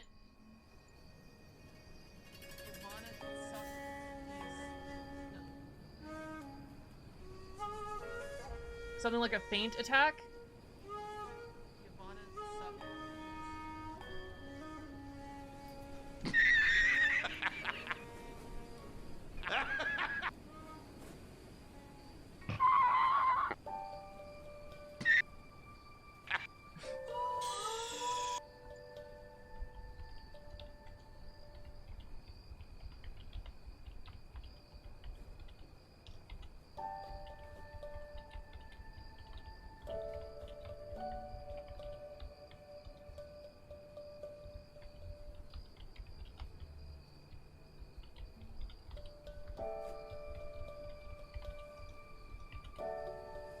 Devil's Advocate, what the fuck do you even use intelligence to save from?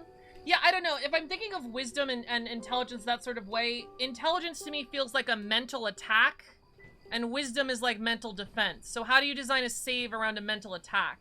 That's my current thinking. I'm trying to figure out needlessly, because this the point of this is to learn Pathfinder, right? But needlessly how to figure out how to make an intelligence save more applicable.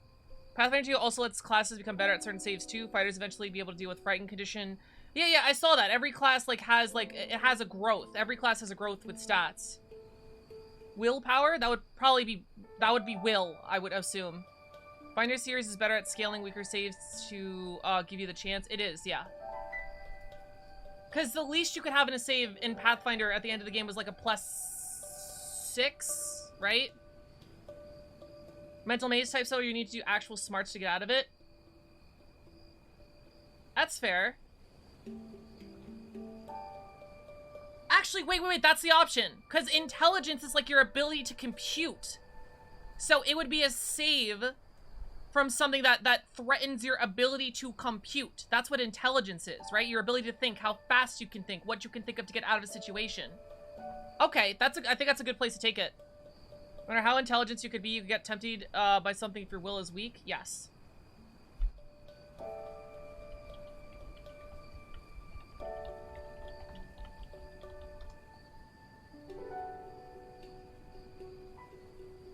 Illusion's a good one for int too. Yeah, illusion saves, yeah. Feeble mind. Yeah. You could definitely make a system around it. Definitely. I think there are some things in will you could even move to charisma. Anything that threatens your self of sense or your soul. Like, polymorph. Polymorph, that could be a charisma save.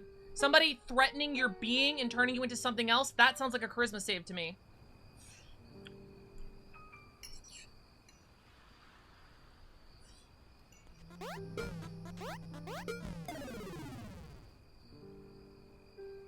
Not a joke.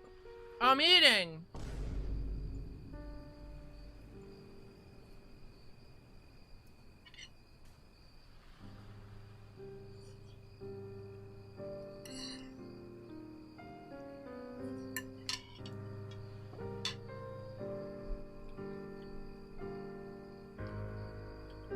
Times go calm means that it results in something like you have connected.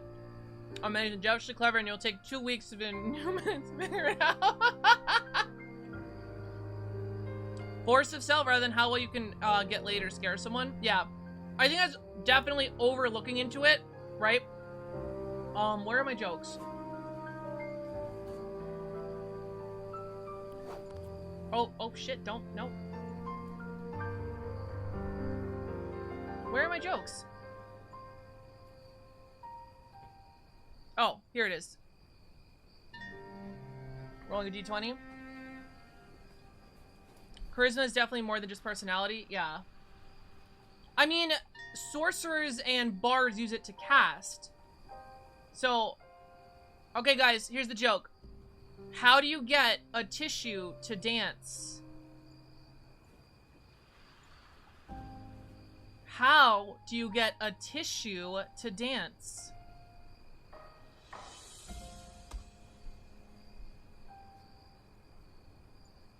How, Lori? You put a little boogie in it. You put a little boogie in it.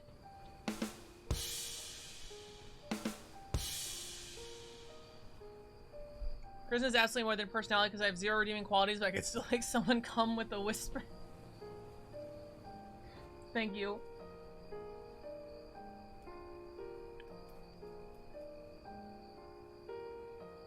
I would boo, but that got me a chuckle. I'm surprised Skybird hasn't heard all these jokes already. Group impression, cool, fitting, should just be a rule. Fascinating performance. I'm gonna do group impression. Should it be a rule? Yeah, if my DM lets me do whatever, whatever. I have arrived. What's up, Galactic Empire? Okay, so dubious knowledge and good impression. Now, Lori is officially built as a character.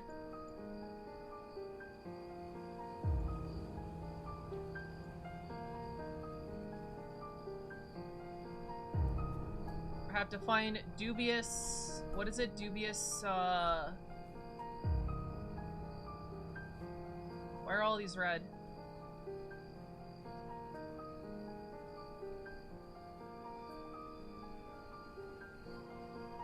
Level 1, right? Dubious knowledge. Level 6, we are getting...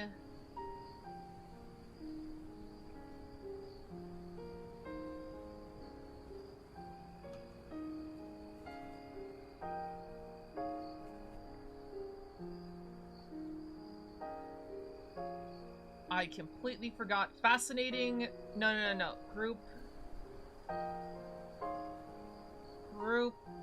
impression. Bingo. Lori is now finished, I think. Yep.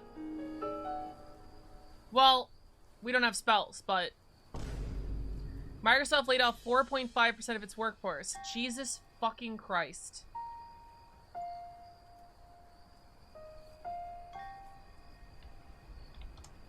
Look at her go! Look at her go! 96 hit points! Look at her go! She's wearing nothing! Chat, she's wearing nothing! She's wearing nothing!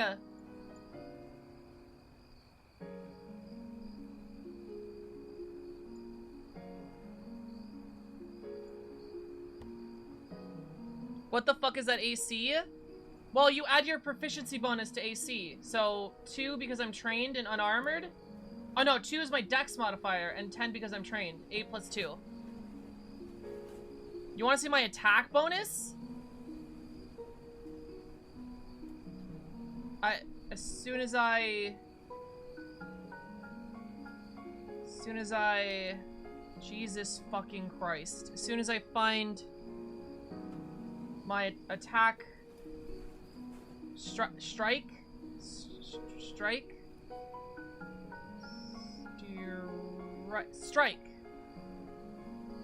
Attack. Weapons tab. Thank you.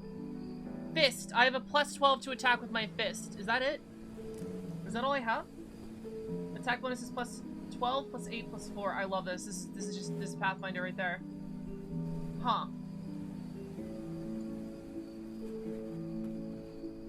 And we had a bow. Add items. Short. Not a composite short bow. Regular short bow. Is it say 15 gold?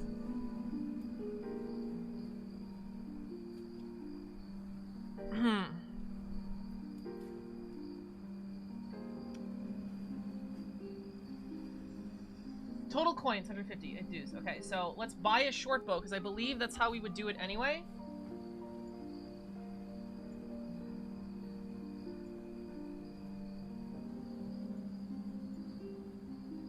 Look at it go! Look at it go! I really only have plus 12.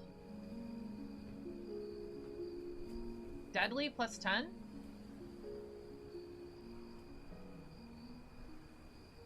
Wait, why is a short bow deadly? What?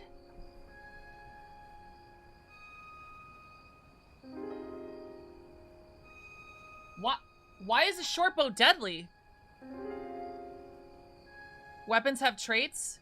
Piercing weapons are often deadly? Oh, because they're most commonly resisted. From my knowledge of other systems. If you crit, you add the deadly die. Okay. Okay.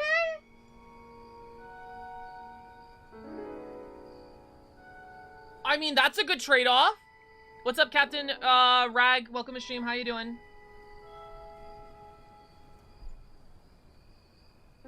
I can put the spells in there. Manage spells. Soothe. What does this do? It's healing?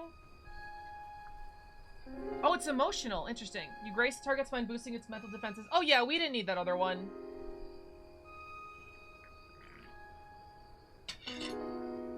That's really cool. That's a first level spell, right? Should be. Level 1, yeah.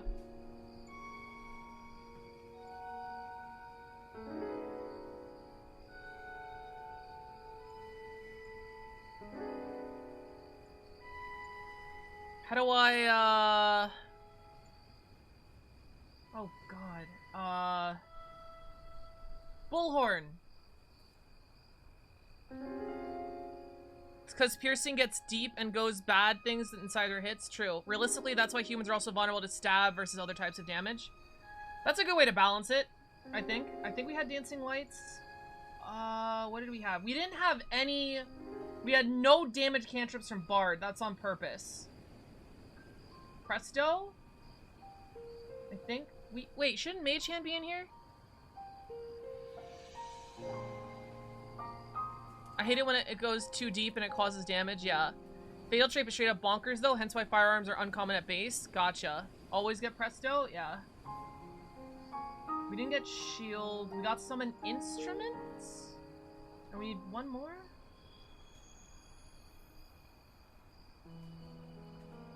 Do not remember what it was.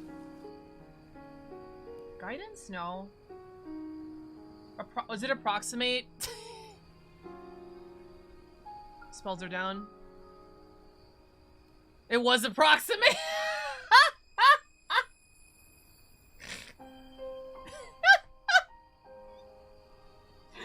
Lorian with Approximate and Dubious Knowledge sounds like the worst thing to happen to our party ever, and we're making it canon. Oh my god. Oh, here's the Witch Archetype spells. Okay. So... we're adding Glitter Dust as soon as I figure out, I remember what level that is. What level is Glitter Dust? We're putting it in there. Electral Arc and Tanglefoot. I don't even think Tanglefoot is good, but... Electric Arc. That will be our main damage spell. Oh, wait. Oh, are they prepared casters? Are witches prepared? Do I have to prepare these every day? Is Glitter Dust Pocket Sand? Yeah. Glitter Dust is level 2? Oh, baby. Give it to me.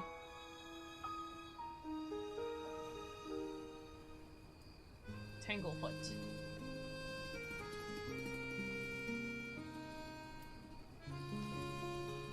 Glitter Dust, where are you, my love? Oh, baby. I don't even care if you're good.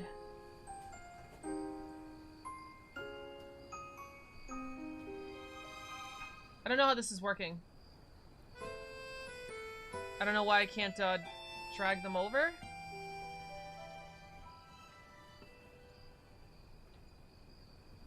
So... what? Oh, no. Oh, Jesus Christ. Stop. There we go.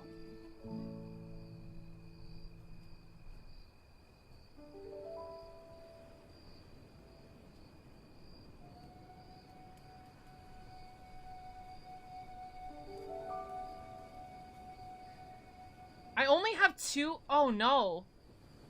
Uh-oh. That's not good. Wait, did I fuck up? Why do I only have 2 focuses that cost focus?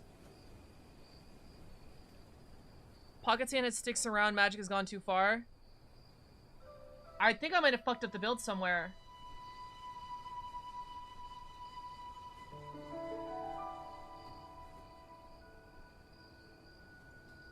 Lingering Composition is the only thing I have to spend on focus points.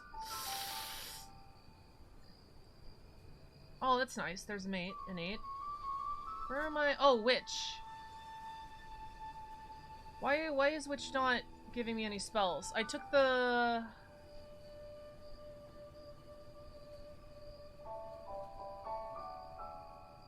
where are my feats? I took Witch basic spellcasting, right? I should have 6 spells. I'm level 8.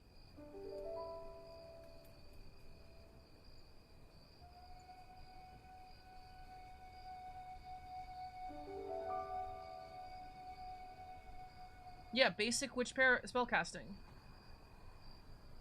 I'm gonna assume there's something wrong with the thing that I can't do. I can't put my witch spells in.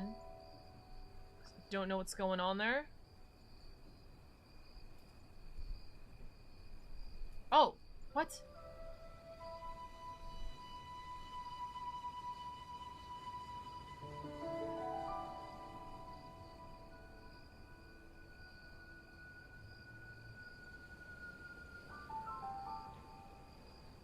Can I only prepare 1 cantrip? That doesn't sound right. Well, I'm never using Tanglefoot, I guess. You can only prepare 1 cantrip? Fuck my dick. Okay. Electric Arc is all we're using.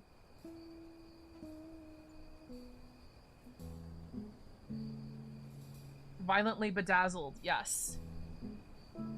Alright, we're getting somewhere, I think.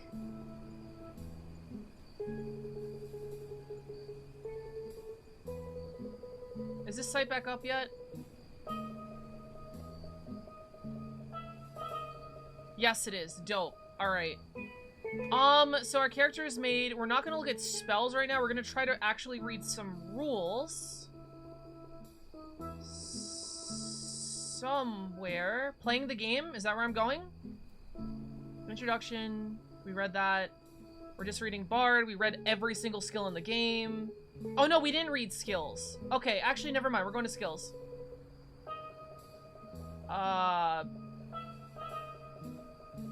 What page is skills?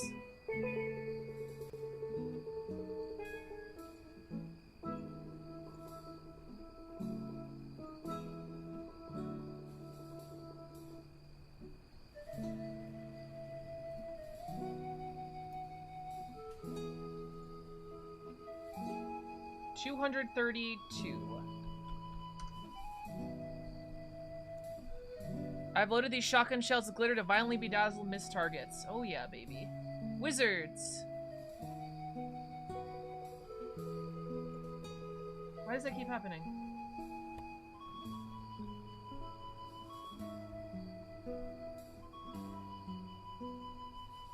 Alright, it's reading time. While your character ability scores represent their raw talent and potential, skill represents their training and experience at performing certain tasks.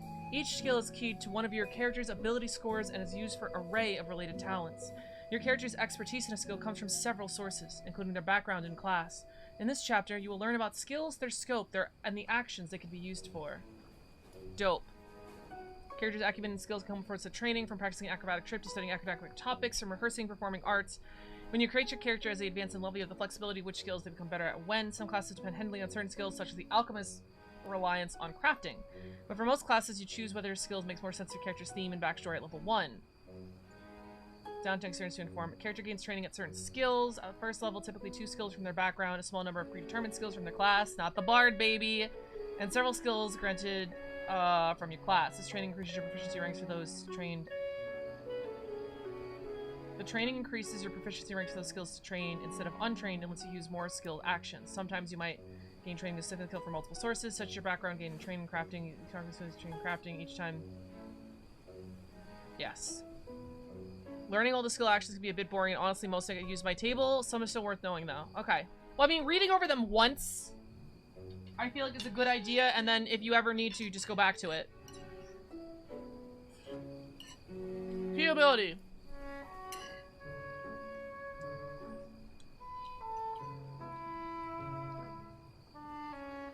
Society is intelligence? Doesn't matter. Lori is really smart.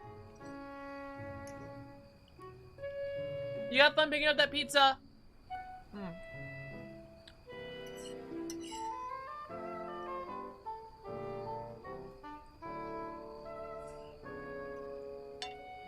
Alright. Skill actions.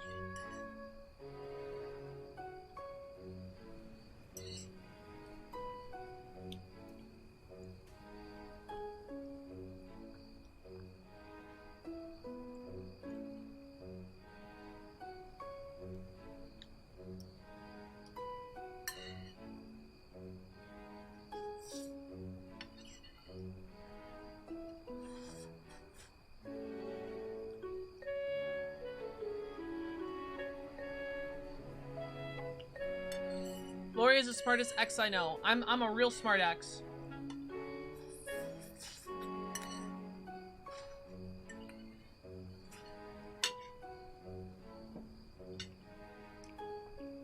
My workmates don't seem that bad yet.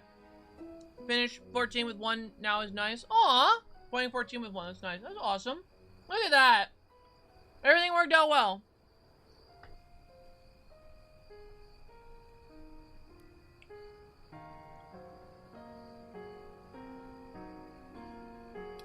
I would take skill feats if it let me raise my skills past untrained.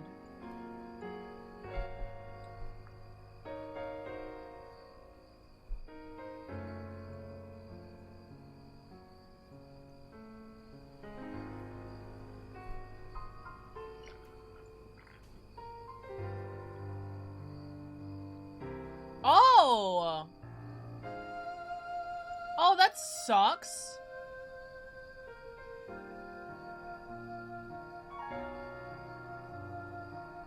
Oh, that that sucks. Okay. I don't know what would do that, but I guess like items? There's a feat called Untrained Opposition that essentially gives you half training in all of your untrained skills. Oh, just like Bardic Knowledge. Actually, no, I guess that's closer to Jack of all trades. Lori's really good at jacking off all trades, so...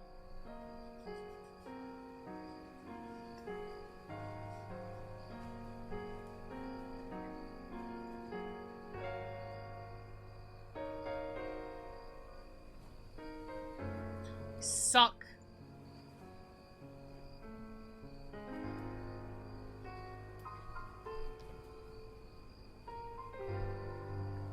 So rolling a skill, there's a DC, skill modifier equals the modifier of the skill key's ability score, proficiency bonus, other bonuses, and penalties.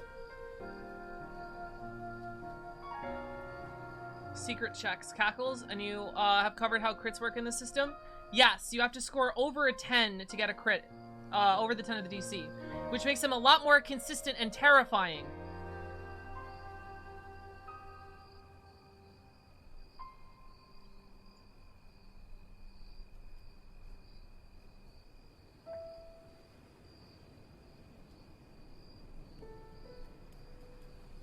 When writing down modifiers on your character sheet, you should write down the numbers that always apply. Typically, just your higher ability modifier and proficiency bonus level 1. At higher levels, you may wear or use items improving your skills. Item bonus pretty much all the time. So you should write those down too. Okay. Monsters of the Most King are very deadly in Pathfinder 2. I'm excited to play at some point. Also means hard you can't just smite God by pure chance by getting a nat 20. Yes, it does, Chris. You could roll a nat 20 and not crit, which I think is good. Heroes are pretty hard to permakill. They have to go to dying 4. Yeah. Good. Finally. Listen, Pathfinder was playing with that rule too. If you rolled a 20 in Pathfinder, it was an auto hit, but you had to roll to confirm the crit, and you had to beat their armor class with the second roll. And there was even feats that gave you more, like a plus... I remember there was one feat that gave you a +4 bonus, not on attacking, but for a crit check roll. Only increase, decrease the steps of success. Oh, it does do something. Never mind. So, like, if you had a +12 attack in Pathfinder and you rolled a 20, or up to an 18, depending on if you like crit fishing, you could, like, there was weapons that crit on an 18. So you rolled an 18, that's an attempted crit, right? You'd roll your second attack roll, and then you'd actually have, because you had that feat, a +4. So you get a +16 on confirming the crit. Which I preferred over have 5e handle it. Yeah, just rolled 20. Good morning, Frisk. Are you winning? Yeah, we are. We have Lori built besides her spells.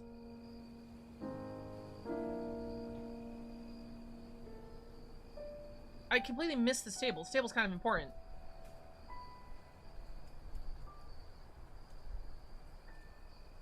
Simple DC? Should this be sample DC? Or is it simple?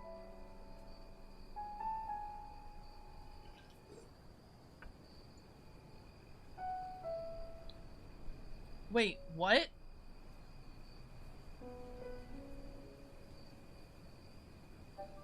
If the target has an AC of 30, but I have a +9 to hit, even if I rolled a 20, I would never crit. Yeah. Oh, I see.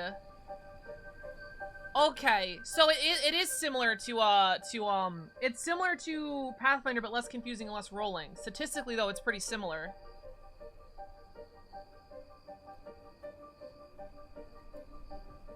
The 20 takes a full step up from failure to a success, yeah. So if you roll a 20 and hit somebody, that's a crit, actually. Interesting. Okay. Yeah, I think that's a good idea. So all of your skills have a DC. AC's on a godly being or such, yeah, you'd probably just, 5% chance to auto hit them with a 2 damage.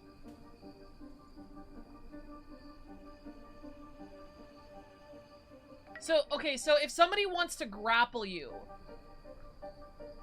at that point, I'd let the DM decide what happened. Decide, what do you mean? So if somebody attempts to grapple you, right?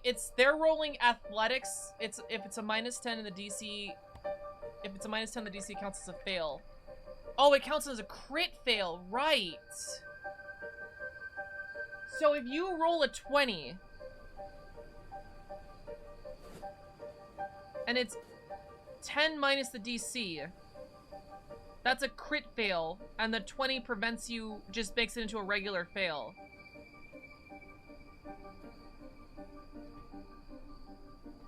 The DM decides if it crits or not. No, it's Frisk, you have to score 10 above the DC to crit. So if they had a 40 AC and I had a 9, I could never hit, let alone crit. Right, because the most you could roll is 29, which is a crit fail, and because you rolled the 20, it goes up to a fail. But you can't from a crit fail. Interesting. Interesting. Okay, that's cool. Right, I didn't realize the implication of those.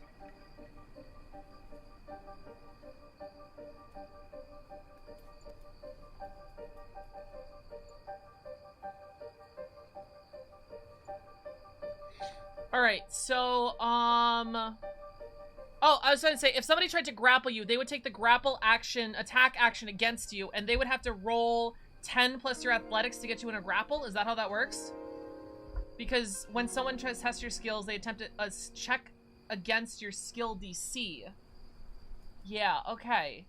And if they tried to trip you, would it be acrobatics? Everything is against a DC? Athletics plus 10 is the DC. So, Lori is very grappleable. She's very easy to grapple. Trip is reflex? Gotcha.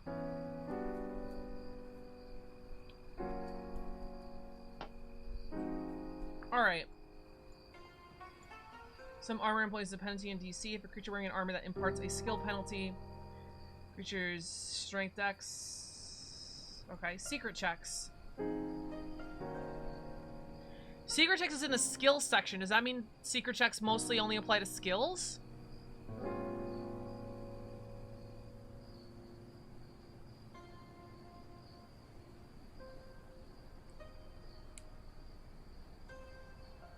This is incredible. This is a mechanic, by the way.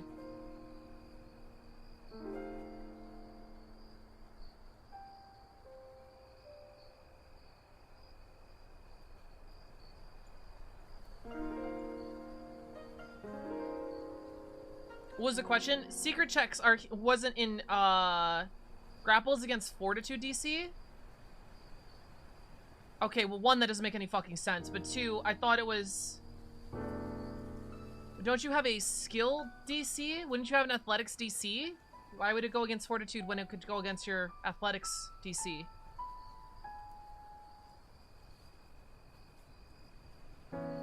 Anyway, I was saying secret checks are... It wasn't in the introduction section. It's in the skills section. So I'm wondering if secret checks specifically are for skills and not for, like, other roles. It might be fortitude. I don't remember off the top of my head, but the concept is the same. Gotcha.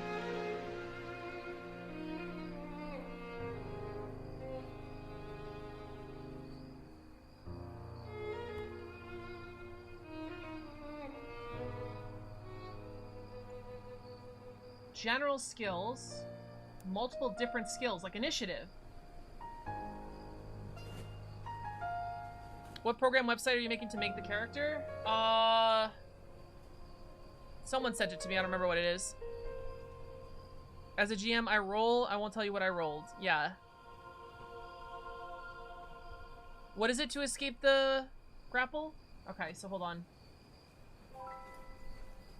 Wanderer's Guide, Frisk.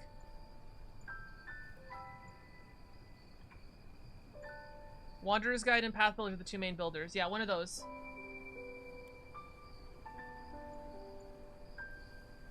So decipher writing. Okay. Earn income.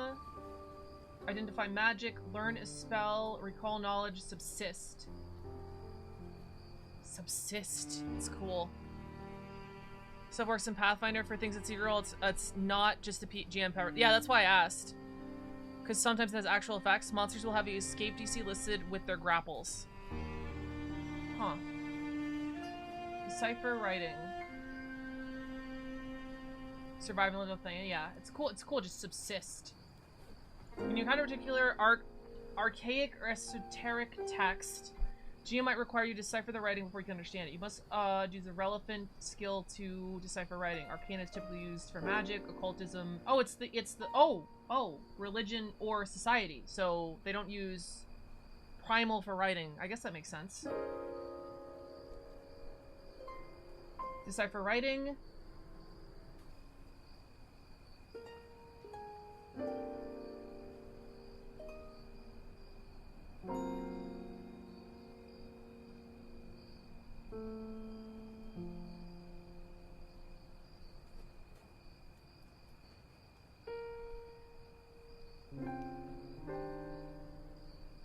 Ooh, you believe you understand the text on the page, but you have, in fact, misconstrued this message.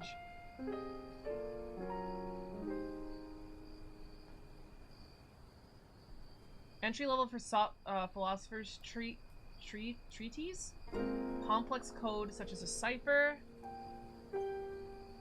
I think I lost something somewhere. Was that it? Oh. Untrained actions, trained actions. Literally send up I thought you said Weiss joke on a yeah. So much fun with crit fails, yeah. A hidden benefit to secret rolls, bear in mind, is your party can never be stuck behind a bad roll because they'll never know the result. True. Oh, so, you know, player-wise, you just have to keep going. Let me check oh, wow. Thank you. Thank you, performance. Diplomacy. Gather information, make an impression, request. Oh. Well, I guess that was kind of, in the feats. Now, this is an interesting buff to strength. Yeah, okay. That makes sense.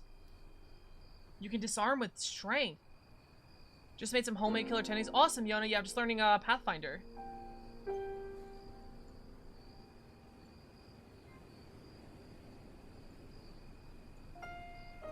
Spymaster's Code or Advanced Research Notes. Esoteric planar text written in metaphor by an ancient celestial. Jesus Christ. Disarm's pretty weak overall. Gotcha. I thought traps were, like, killer in this edition. Earning income, you might be able to spend just days of downtime preparing your tasks, which adjusts the DC of the skill line. Rehearsing a play, setting a topic, and so on. Rehearsing a play with one person?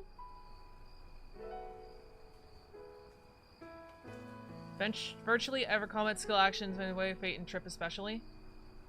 How do you rehearse a play with one person? If I'm one person trying to attempt to learn income, what, I get a job while I'm staying in town?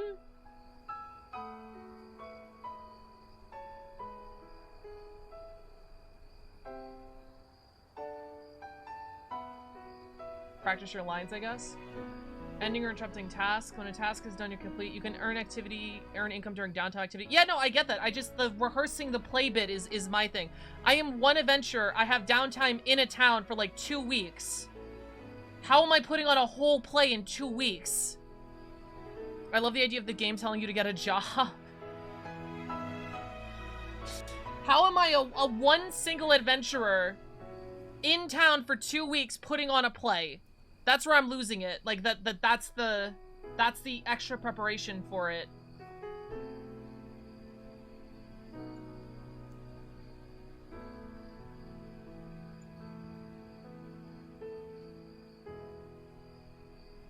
Slapping up posters.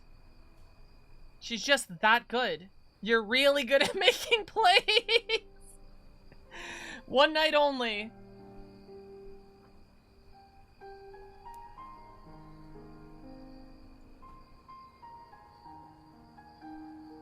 Very talented actors. Oh, the playwrights just see you and go, you go over there and do your lines and have fun. Yeah, that's how the theater industry works. You, adventurer with less job security than a rat, come here. Do this play with me.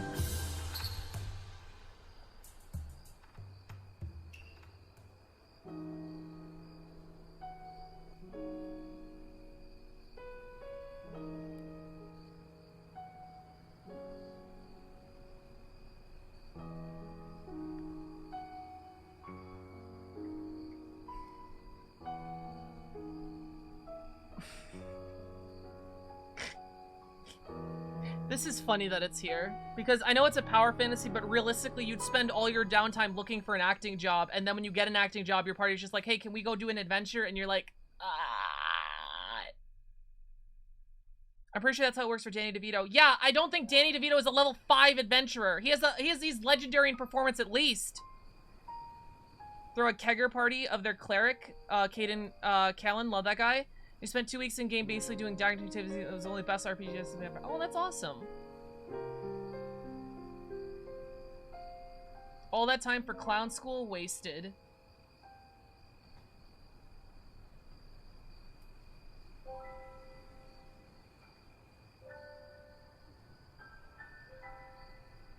All hail the adventuring god. Lift a drink to his name.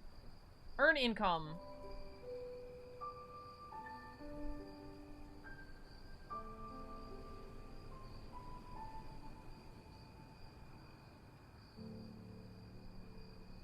It won't come up in every campaign. Okay.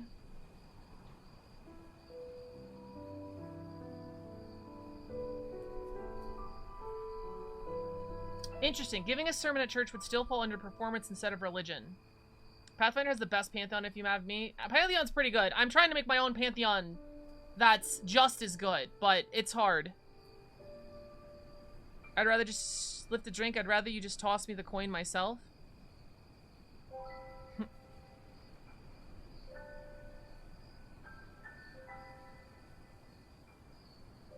Physical skills to make money, such as...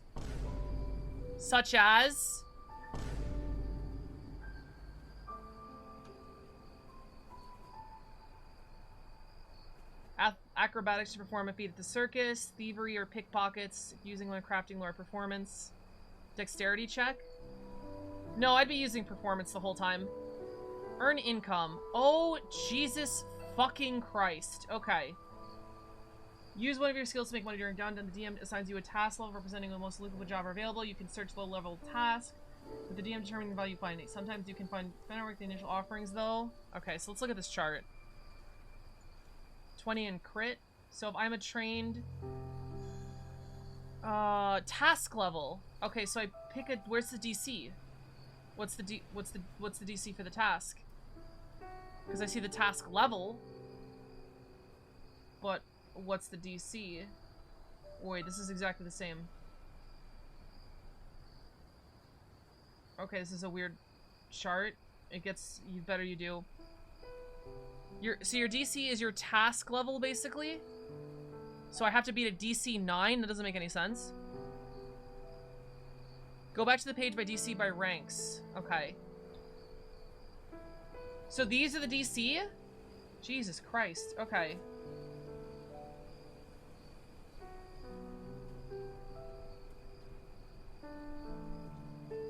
The simple DC. This is terrifying.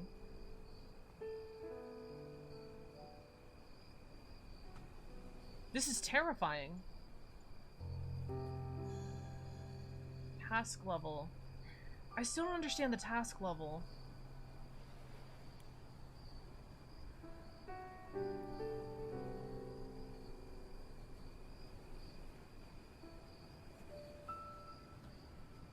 If you're a level 6 adventurer, you find level 6 jobs. Task levels. Okay.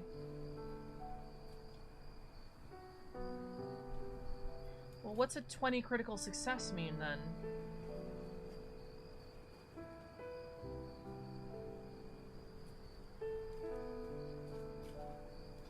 Okay, so you can ask your GM for lower or higher. So if I'm level 8, right? I'm level 8. I want to do a little I want to hang out at street corners for a job. That's what we're going to call it, right? We're going to hang out at street corners for a job. We're using our performance check, right? So I am hanging out at a street corner for my job. It is downtime, right? I am a level 8 character, so my task level is level 8. So Lori's performance, this is why this is useful, is a 16. So let's roll a d20. I got a 10. It's perfect. So now I have a 26 roll. Task level is 24. Why is the task level 24? Wait, why is the task level 24?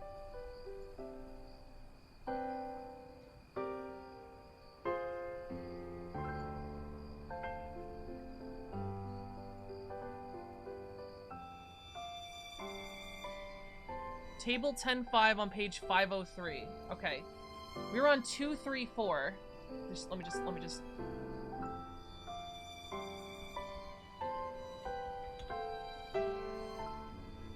503. Is this game mastering? Okay. 503. Sample DCs? DCs by level. Oh, simple DCs, like if I was just picking something. Okay, DC by level.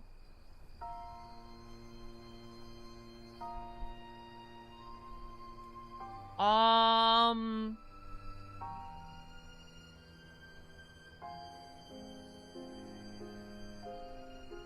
don't understand how you use this, I'm gonna be real. I feel like they should have a chart. I remember in, I don't know if this is 5e or Pathfinder, I remember the book had a chart. No, it was Pathfinder because it was DC by 5. And it had DCs by, like, possibility. Like, 10 is very possible. 40 is godlike, incredibly impossible. Like climbing a mountain with a spoon, right? I feel like that's more useful than this chart right here, because I still don't understand exactly what I'm looking at here. Like, this makes me think, oh, if I'm expert in a skill, whenever I attempt it, I gotta be a DC 20. And then I'm just like, wait, so it's actually better to be untrained and everything. It's meant to be simple DCs? Yeah, I don't like this. I don't like this chart. I don't like this one.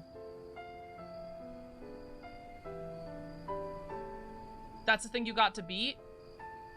Yeah, hold on.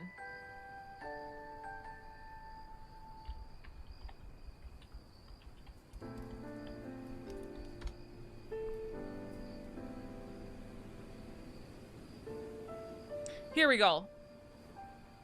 This, I don't know if this is official. Maybe not. This chart is a lot easier to understand than this chart. This is just simple DCs, right? This, I understand what's going on here. Oh, okay, so I want to make the characters level 6 to 10, I want to make this hard for them. Okay, 25. There you go. Now I have understanding, right? Pathfinder, let's go, yeah. Or, yeah, this is just a lot easier to understand where the numbers should be. Like, I don't understand what to even do with this. This makes a lot more fucking sense. Although it's only one DC. It probably should have an easy DC and a hard DC, but you can just +2, +4. Are you new to the game? Yeah, I am, Sar. I'm learning Pathfinder 2 for the first time. Okay, so, sorry, moving back. So, level 8, the DC is 24. So I rolled a 26, so I passed, right? Table 10.6 on the following page has some adjustments. Oh, let me see. Oh, okay. This is a lot more. So what is the point of this table? what is the point of this table? Okay, we got it. Incredibly easy, very easy, easy, hard, very hard, incredibly hard. They don't have a normal difficulty. Simple DCs are generally for that level of training. That doesn't make sense to me. Why are you getting punished for getting more training? If I'm untrained in a skill, I have a 50% chance to beat it. If I am legendary in a skill, I have a 0% chance to beat it. I don't think that's what it is, Sar, because this punishes you for getting trained.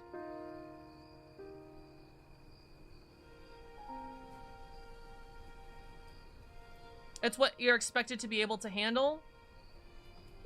It's a thing you can do as an untrained person, should only take 10. Yeah, I don't like this chart. I don't like this chart. I get it, but I don't like it.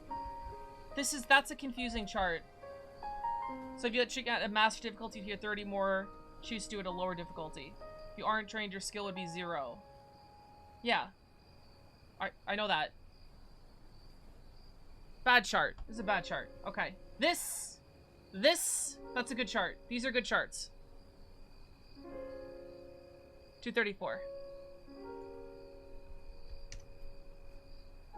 They printed the chart twice.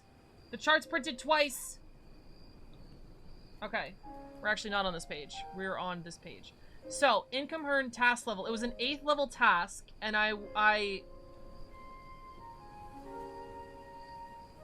Okay, I still don't know how much gold I made.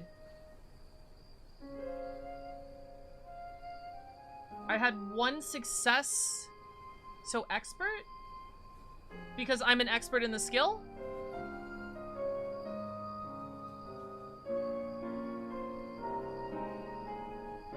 Yes. Okay. So, if I got a 22, I would earn 5 SP. But since I got a 24, or 26, I have 3 GP. And if I was a master at level 8 somehow, I'd also get 3 GP, but I get this one. Yeah. Okay. Okay.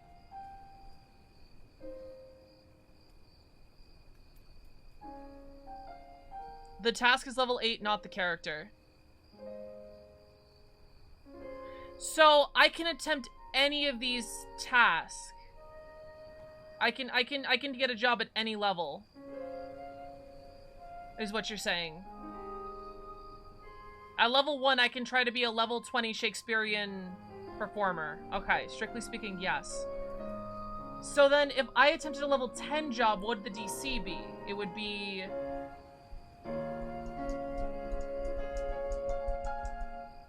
It would be higher. It would be the same one on that same50 on page 3050 whatever, right? Okay.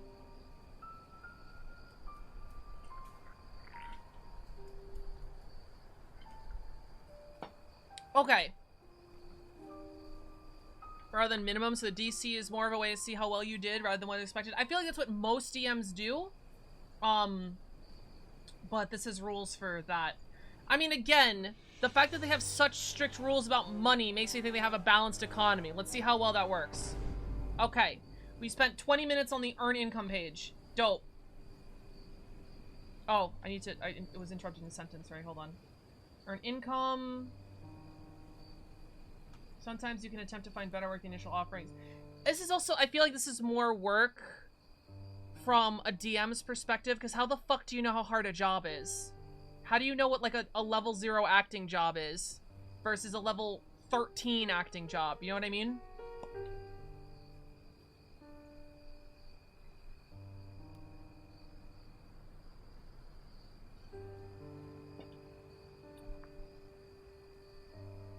Most GMs do character levels equal task levels. Okay, that's a lot easier.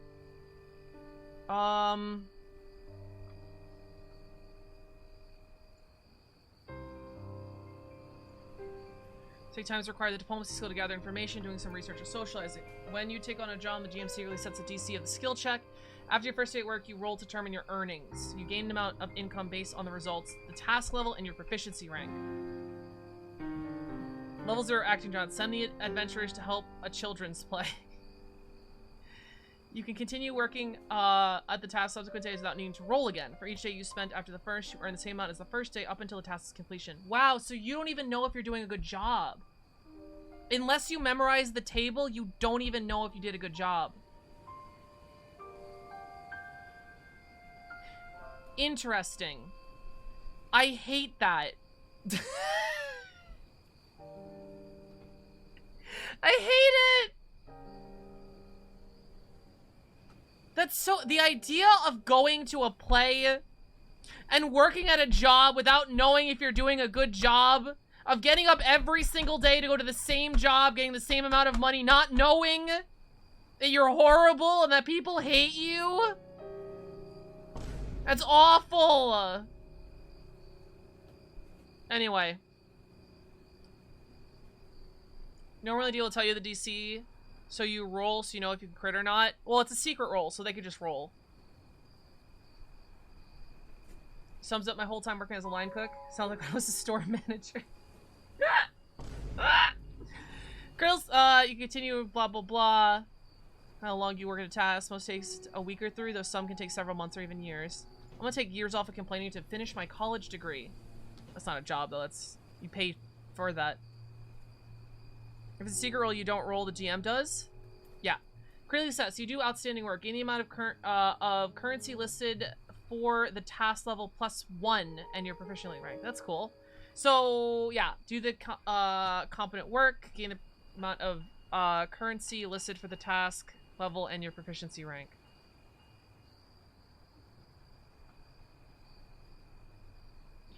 Hold on, my metagaming brain is on.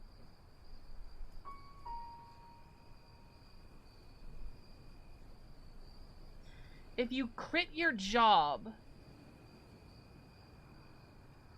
you get +1 level. But if you crit your job, you're getting 10 plus the DC. So you should have just went for a higher paying job. So it's a balancing act of going for the highest job you can, because you don't get a huge bonus for critting. What's up, honey? Welcome to the stream. How you doing today? Hope you enjoy your stay. How you doing today? The bonus for critting sucks. It's just +1 level, where if you crit, you probably could have done that level anyway. Also, crit failing is the thing. I didn't see what happens on a crit fail.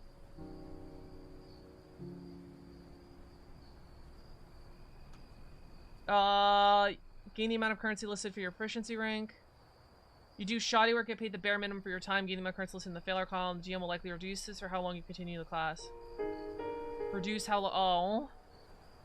You earn nothing for your word and are fired. The last one. I can read, Tsar!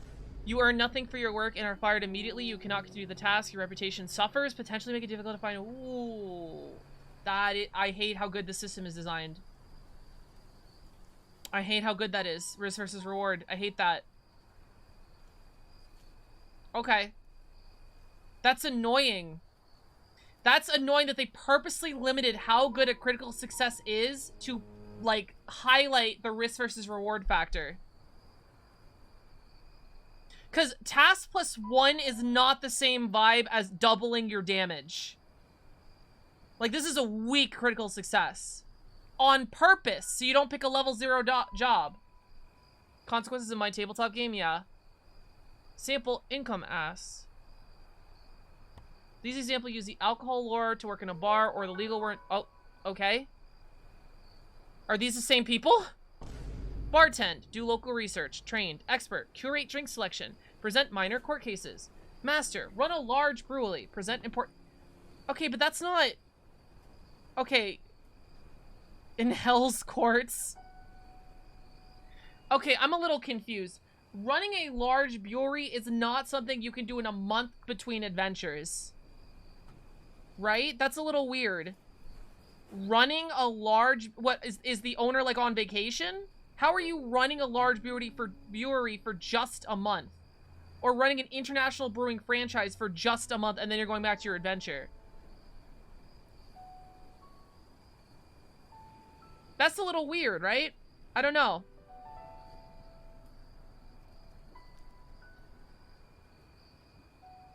Easily, actually? Okay, never mind. I'm not thinking big enough.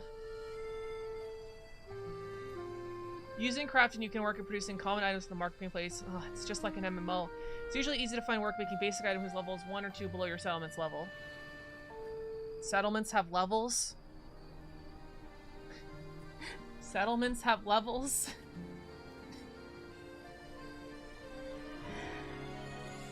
Settlements have levels? Maris is just something you're patron of at that level. At that point, you're Walt Disney. Got it. So many words. Thank God I barely read. I get it read. Everything read to me. Everything has a level approach. Okay. Higher level tasks represent special commissions, which might require you to craft specific items using craft downtime activity and sell it to a buyer at full price. These opportunities don't occur as often as, and might have special requirements or serious consequences if you disappoint a prominent client. You can literally... I feel like there is a big complaint I've seen for years in Dungeons & Dragons that it doesn't let you live out, like, merchant fantasies. There's no merchant class. It seems like the MMO-ness of this system is made so that you can live out your merchant fantasies. I mean, at that point, you should probably find a new RPG. Like, someone should probably make a Potionomics RPG. I'm gonna be honest. If someone made a tabletop Potionomics RPG, I think that shit would sell. Like, where you just run a business, like you're just managing adventurers, you're just crafting and selling shit.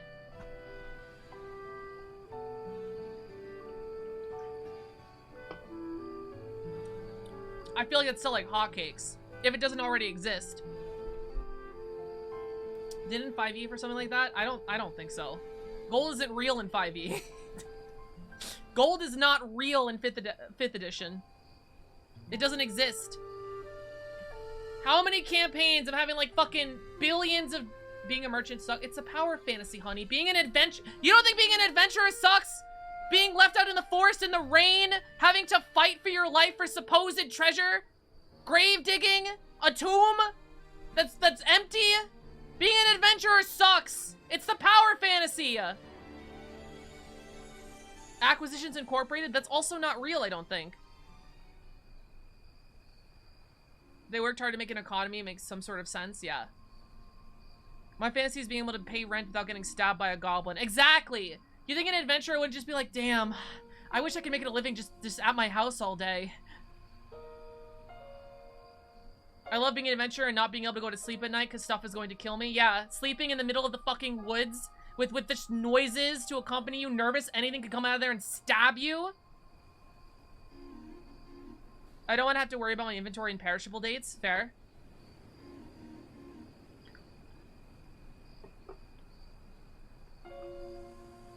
Seeing one of your party mates get absolutely decimated by a fucking trap.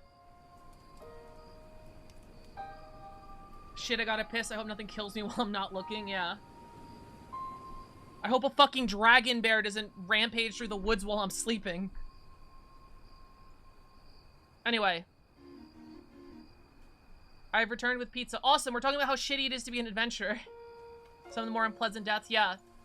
Yeah, friend that you've been like traveling with for months, who's just like part of your party, who you've like confided in, is like really a true friend. Yeah, he's just got his head bit off by a trap. Not a person, not a monster, a trap. He opened a chest too fast, it killed him. Oh no, I got the Abyssal Plague again. But I could also end up wealthy as hell, yeah. Anyone, realistic gladness ooze anyone? Yeah. Confirm wouldn't want to be an adventurer, yeah. Did you live outside for a while, Chris? Oh, if that's personal, you don't have to say anything. You apply the practical benefits of one of your lore specialties during downtime by practicing your trade. This is most effective for lore specialists such as business, law, or sailing, where there's a high demand for working. The GM might increase DC to determine the level of a task failed when you're attempting to use obscure lore in income. Blah, blah, blah, blah. I had a player tell the other players to let him scout ahead, and he stuck ahead and stepped right into one. Oof. He couldn't get the signal for help until he dissolved. Yikes. At least I don't have people rely on my side and a goal in mind for that to a tedium of modern life. I mean, I think it's just grass is greener. I think, I don't know. I mean, people have their, it's a personal preference and grass is greener, I think. Gotcha, Chris. Dangerous part of the fun adds tension. True, yeah. You find a treasure that helps me ends me just for it to be cursed. Oof. Harska makes tea. Harska, a 3rd level ranger and expert at harvesting brewing tea. He has the tea lore modifier of +7. Okay. He has 30 days of downtime at his disposal and decides to work at a prestigious local tea house. Gonna have to read that. Hold on. He's a 3rd level ranger. He's an expert at harvesting and brewing tea. He has the tea lore modifier +7. I'm late, it's okay. He has 30 days of downtime. What did I miss? I finished the character sheet besides spell, and now we're looking at skills. He has 30 days of downtime at his disposal and decides to make work at a prestigious local tea house. The GM decides this is a 5th level task. Chris wants to assist the tea master, or a 2nd level task he wants to serve tea. Okay, this is a really helpful paragraph. I understand now. I have the understanding now. That's pretty cool. What character do you make? Lori. The GM secretly sets the DC at 20. Rolls a 4 on his tea lore check for a result of 11. He has failed, not crit fail. He only earns 2 SP for an effort to work for 3 more days for a total of 8 SP. Choice. Either he can finish out the work week with the tea master and look for a new job, or he can lower his ambition to serve in the tea house. Whereas more aware of his own capabilities, accept his less prestigious job. What? That was just a bad roll. I think he could have handled the 5th level task. He rolled a 4! What class? It's Lorian. It's me.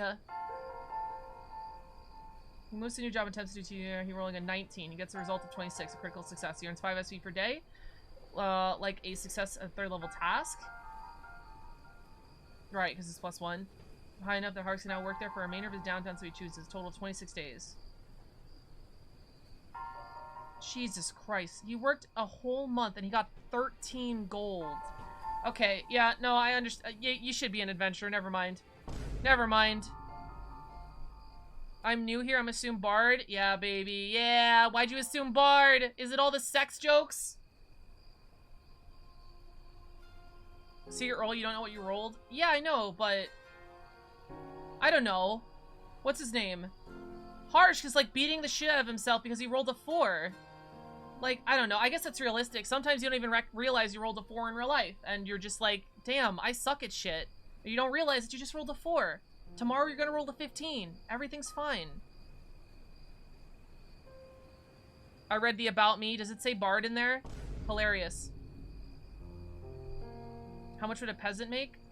A peasant is probably level 0. So a peasant would make... Is a peasant trained, do you think? A untrained peasant would make 1 copper a day.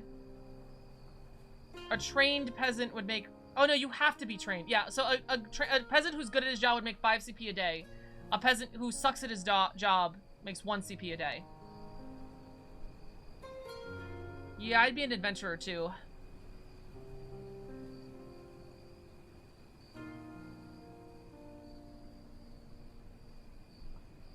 That's crazy good, is it? Well, he's a 16th level bard and performs with his flute. He has a performance modifier of +31. What the fuck? Within 30 days of down ahead of him, Lem wonders if he can do something that might excite him, more than performing in front of a bunch of stuffy nobles. He finds a momentous offer in Dean, a performance in the Celestial Realm. Okay, I feel like... Performance in the Celestial Realm? How often are these people realm traveling? How often is this happening?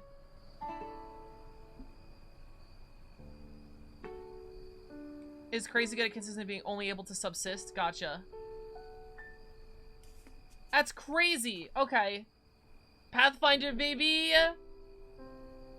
I don't know. I feel like 15 level plus is the realm of, is adventuring the realms in the world of heroes. That's incredible, actually. They found the path, hence the name. Understandable. Yeah, I feel like at 16th level, a bard would be able, in 30 days of downtime, find something to entertain themselves and make money. I feel like... I mean, maybe they lost their muse or something. I feel like if you're just like, oh, I'm a 16th level bard, I have 30 days of free downtime, I'm making a fucking,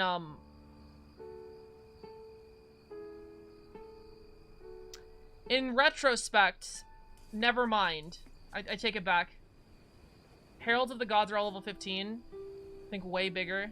Point of reference. Was that a pun? Yes. Lem rolls an 11 as a performance check for a result of 42. Success. The engagement lasts for a week, and at the end, the Grateful Celestials emblem with a beautiful living diamond rose constant blooms worth 1,400 gold pieces. I like the flavor. 23 days of downtown left. that's just... Oh my god. Oh, that's just one. That's just the first week. 23 days of downtown ascend to 14th level task of performing at the prestigious Bardic College for a member of the Royal Cart. DC crits success, earning him 28 gold per day for 640 between the two performances, 2,000 gold pieces during his downtime. Though he'll never sell that rose. This is beautiful. This is beautifully written. This is beautiful. This is beautiful. 30 days of downtime is plenty to seduce a dragon. True. You know, you joke, honey. I feel like I would say that. I feel like this has been Lori's MO. Just like, all right, fellow adventurers.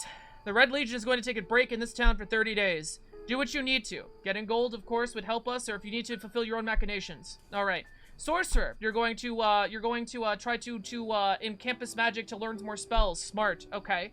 I can't think of anyone in the Red Legion. Lorian, what are you doing? Oh, I'm probably gonna seduce that dragon we saw a couple days back. Just gonna... You said like 30 days? Yeah, that should be good enough. Yeah, I should be done. 30 days, 30 days, yeah, 30 days, yeah, yo, no, you guys do whatever, yeah, I'm good, I'll just be on the mountain, yeah. No, yeah, it'll be good, it'll be, yeah, I'll see you guys in 30 days, right here, right here, okay, bye. I am going to seduce the dragon. You perform for the audience to make money, wait. Okay, so that was a aside. These are back to example jobs. If you hear roaring, yeah. Seduce the dragon, steal the horde. That's how you get your head blown off. Dragons in the system are thick if two is super muscular. Yeah, they are, Sar. Yeah, they are. Yeah, they fucking are. Like Legend of Spyro thick-ass dragons. Dragons in Crystallia are thick, too. For military reasons. You perform an audience to make money. The available audience determines the level of your task. Since more discerning audience are hard to impress, provide a bigger payout. Do they? Do they? Does a harder to impress audience do a bigger payout? Do they? Do you really get more money if you do a better job? I don't know about that one.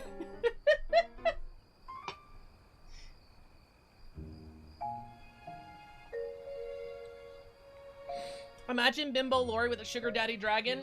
That's a story I want to commission.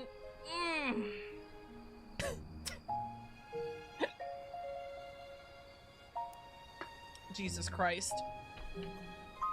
You could be the green dragon's pet performer.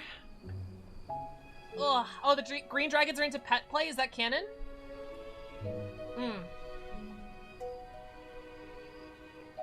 Performing for a typical audience, commoners in the street is level 0 task. Performance for an artisan's more refined taste might be a level 2 or 3.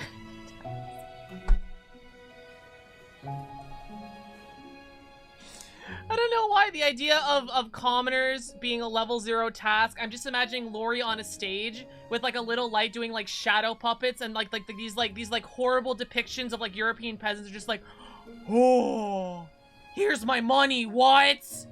How are you doing that? What?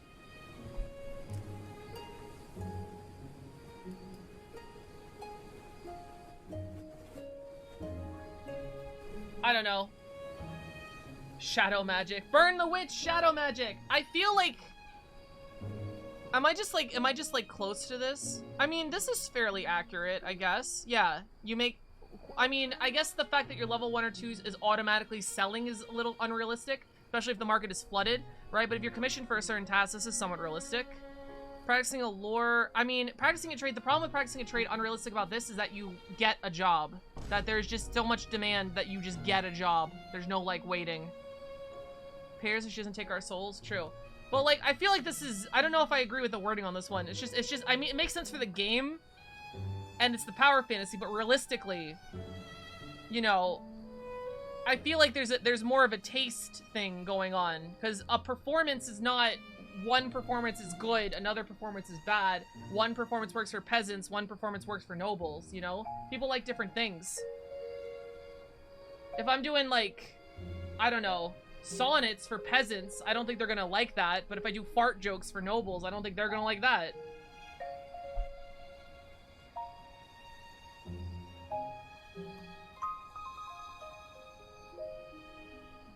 Let me just open my TRG so I can get a job. That's the ultimate power fantasy. This is the ultimate power fantasy. Being trained in a job and being able to get said job and get paid a living wage for said job. This is the power fantasy. It's you know. Oh, gee, I'm taking my sweater off.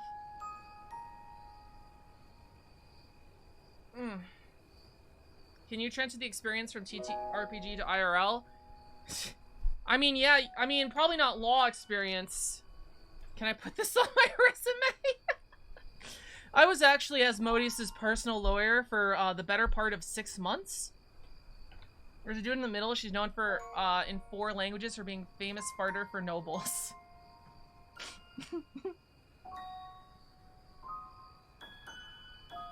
Honestly, the biggest part of selling anything is convincing people what you're selling is worth the price, whatever it may be. I mean, that depends. Some items sell themselves. Like, culturally, diamonds are worthless, but they sell themselves. I was hired several times putting D&D stuff down on my resume. Oh, that's amazing. With enough confidence, you can make people believe anything is worth the price. No, I don't think so. Not with confidence. I can't sell a snowball for $40 billion with confidence. Lies? Persuasion? Maybe. Just confidence? I cannot sell you a snowball for $40,000.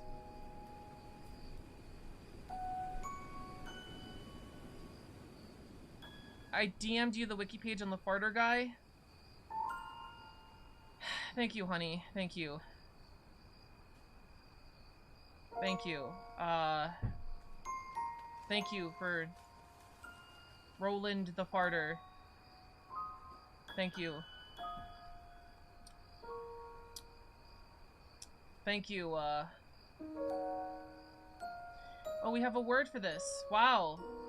That's crazy. That's crazy. That's insane. Do you normally do TTRPG stuff? What do you mean? I mean, yeah, when I can. Identifying magic, use the magic which appropriate to blah blah blah, blah, attend a magic item, blah blah blah, skill, attempted magic, then your other... Wait, are we done with... How many pages is that on one skill?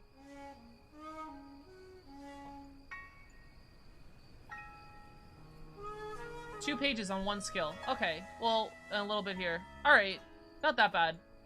I hope every skill isn't 2 pages, though.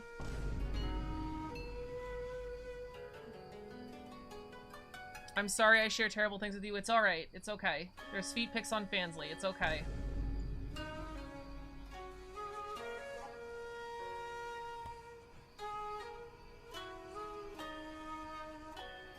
So there's a skill check that you could do to identify magic in an item. It's not a spell anymore? It's a basic one, right?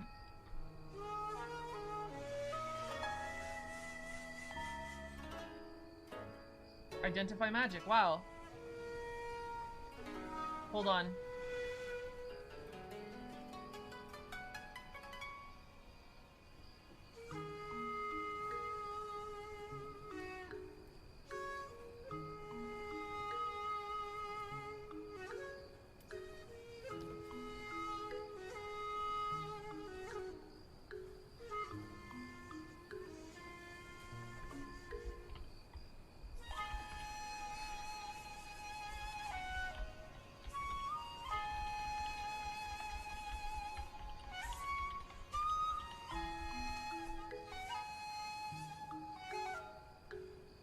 Hold on.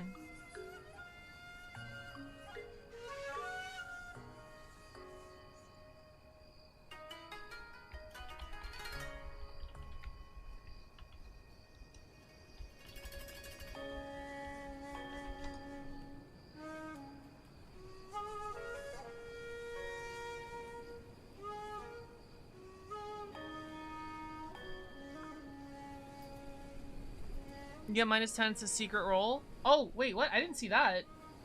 Did I not read it?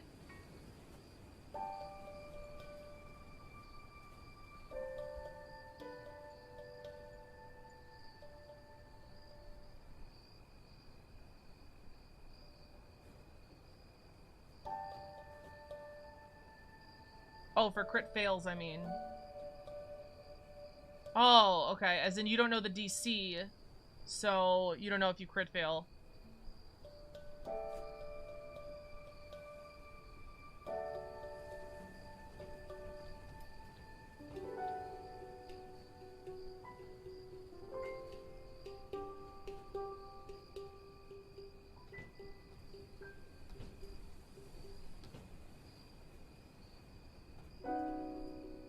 That's funny they have to write this out, but yeah. Learn a spell. Oh, shit. This is only for prepared casters, right? Bards can't learn spells. But witches can. Yeah, but I can only prepare one spell. It's still useful. Group is too big for secret rolls, so I don't use them much, but they are nice. GM can tell you it's a Sword of Fire. I mean, at that point, you probably know it's wrong if you can see the ice on it, but...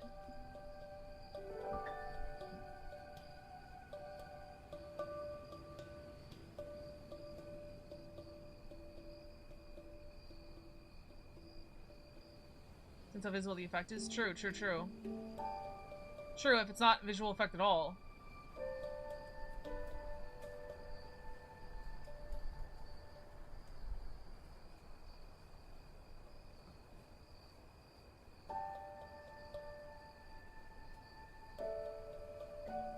Oh, you have to learn it from another person?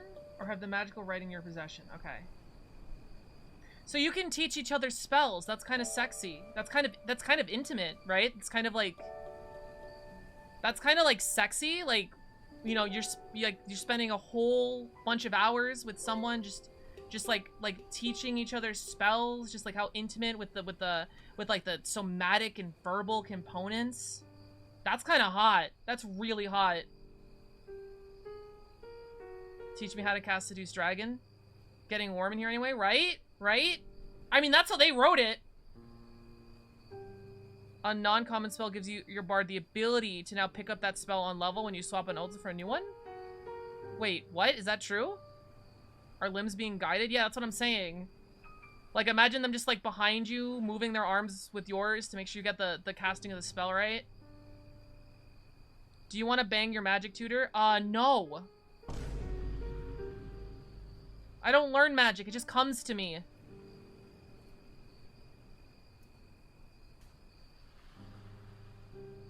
Wait, descriptive. What were you saying there? Like, I can learn non-occult spells or something? It arrives, yeah.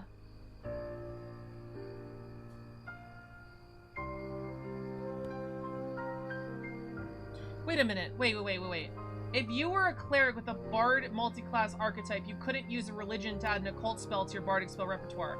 That implies I can use occult to add occult spells to my... So I can do it. I can add spells. Wait, I think you were saying this to me the other day. Anyone can learn spells, right? Any spell...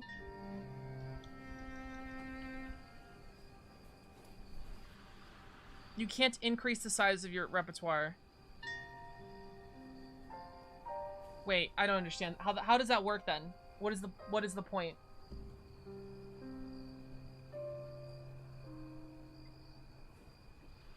An ancestry feat could grant you some? Can bards learn spells or not? I'm confused.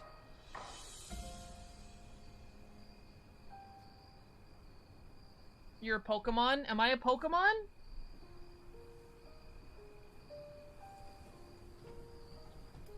Yes and no. Thank you. Have materials with the price indicated.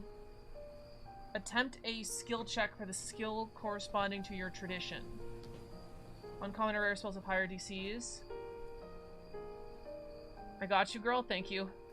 If you have a spell book, learning a spell lets you add a pair of spells to your list. It's added to your list. If you have a spell repertoire, you can select it when you add or swap spells.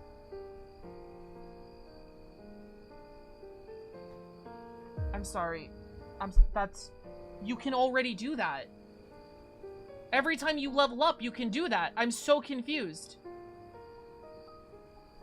What does that give you? Every single time you level up, you can swap out a spell and learn a new one.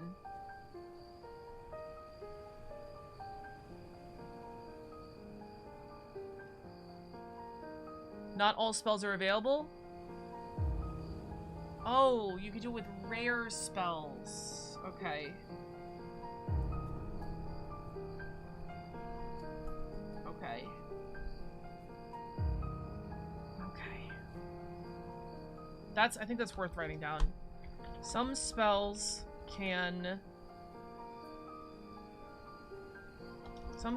are uncommon or rare.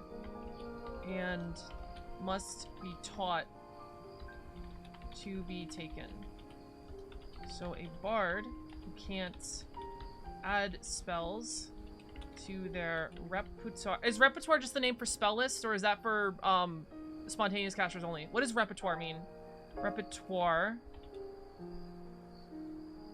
Like, does it mean spell list? So a bard who can't add spells to the repertoire by studying can study. It's the spells you have, list of stuff. Okay, thank you. Repertoire is the spells that spontaneous character knows. Okay. Gotcha. Gonna write that down. Repertoire.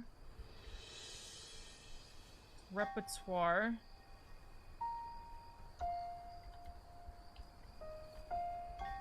Is the spells a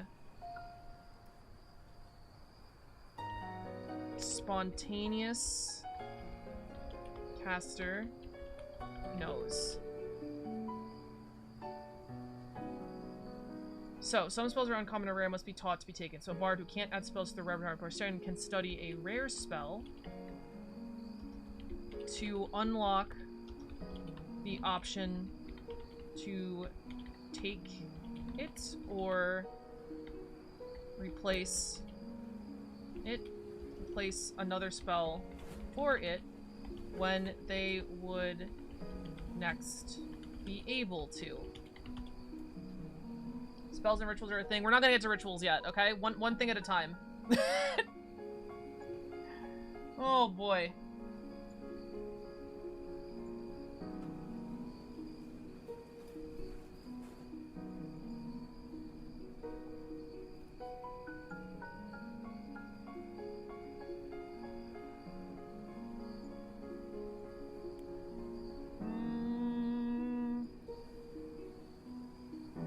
Alright, what's the check you make? Attempt a skill check for the skill part of your tradition.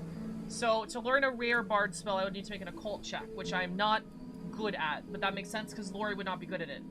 Or to learn a witch spell, I would make a primal check, which I'm pretty sure I'd be worse at. Lori can take 2 at once, it's fine, but not physically, not mentally. Yes, exactly. So, occult, I'm looking at a plus 13. I don't know why am I so good at this? Why am I just meddlingly good with everything? Yeah, never mind. This might not be good for my level. This might just be, like, average. Because I'm the bard? I don't know. And then... religion is a plus 0. Okay. Why is it a plus 0? Because it's wisdom, and I'm not proficient. If I was proficient, this would be a... if I was trained, it would be plus 10. Expert plus 12.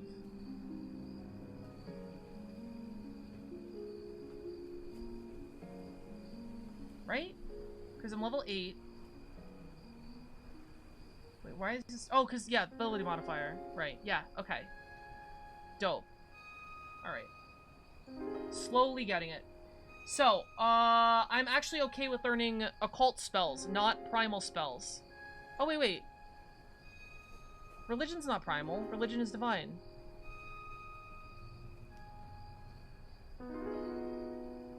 Nature, plus 10. I'm trained in nature. Okay. Never mind. So I'd actually be decent at learning witch spells. Nature is primal magic. Yeah, okay, my bad. Not religion.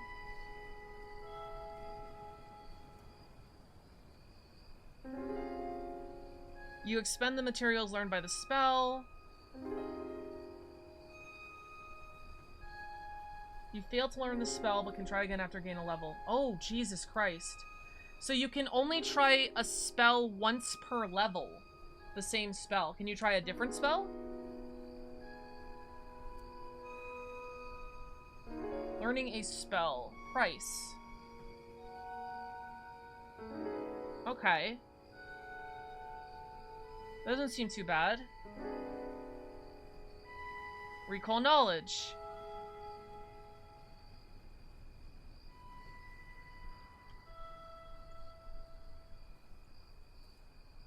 It's an action. The other ones were downtime, I think, yeah.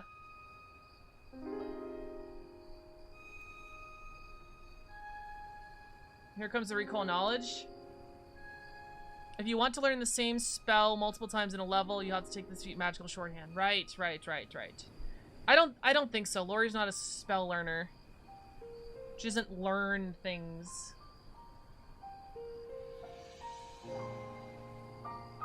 It's one of the more controversial things in 2E. Interesting. I think that's a good thing if that's controversial and not something awful, right? Zoom in a little more.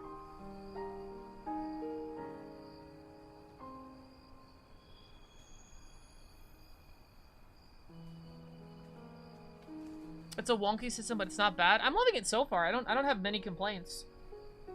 Skill feats kind of suck, but I think that's it.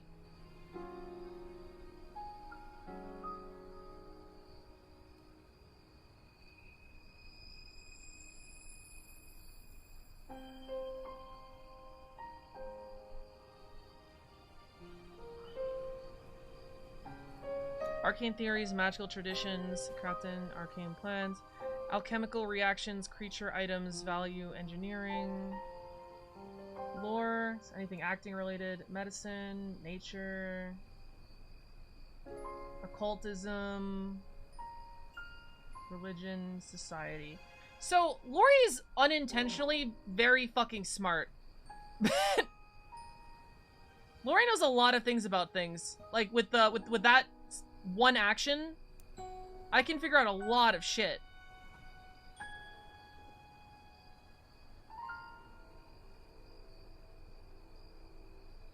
Unintentionally good at a lot of things. Word smart, not book smart. True. Broken clock, right twice a day, or probably more than twice for Lori. Lori's the most broken clock of all. She's right so many times a day.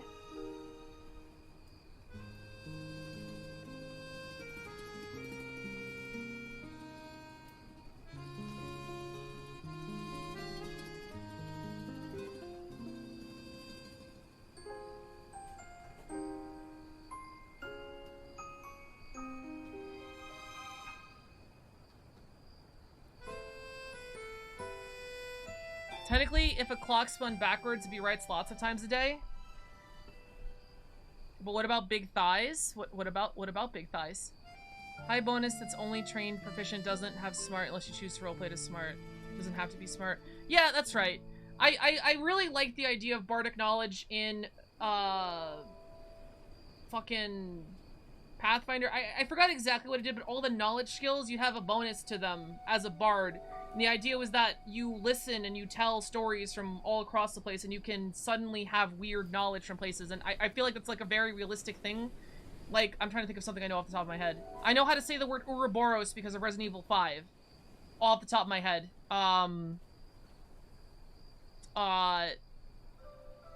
Bards do be skill monkeys? Yeah. Bardic knowledge is flavorful like that? Yeah. I can't think of anything else off the top of my head. But yeah, like, I know things because of weird things from things. I know what the Overture of 1812 sounds like because of Ratchet and Clank, Crack in Time. Bardic lore is great in 2E? Is that a thing in 2E? Is that an ability? Oh, it's probably, I probably can't take because I'm a maestro. Great game it is.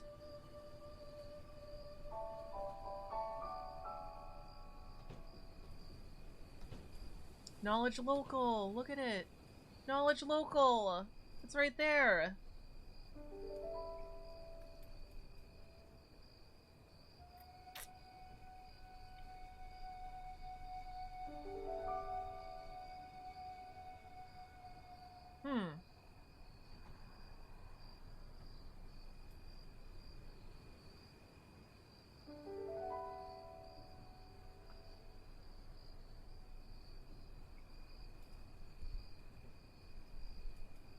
Local history is what I said. Yeah, knowledge local was an old skill in Pathfinder. That's why I said that. Subsist!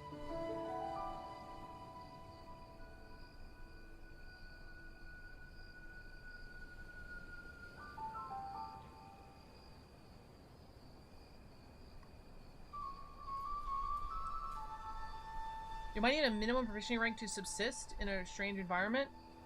What skill is nature? Can I use society to subsist in a city? I don't know what that means.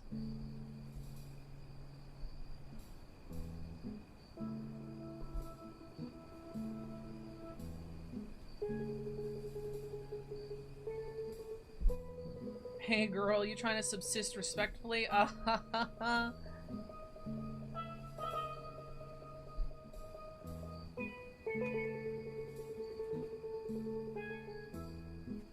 Yikes.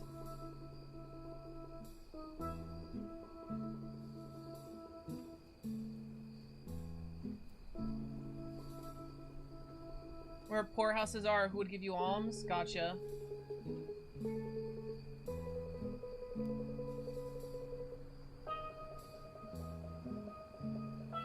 City of Undead.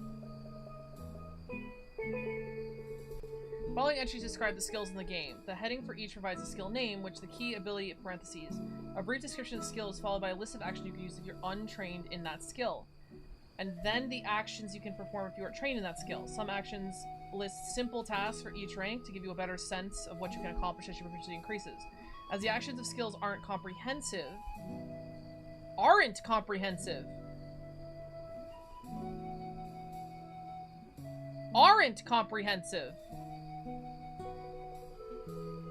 Okay. There are many times when the GM asks you to attempt a skill check without using any listed actions, or times the DM just adds you to do a different key modifier instead. Most of the skills include entries for success and failure, as well as descriptors of what occurs on a critical success or critical failure. If either of the critical entries is absent, treat those results as success or failure as normal. Acrobatics!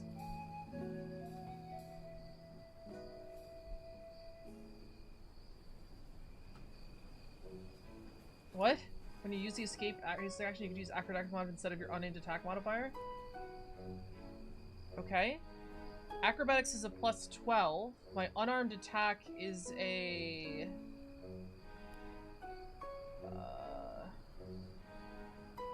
plus...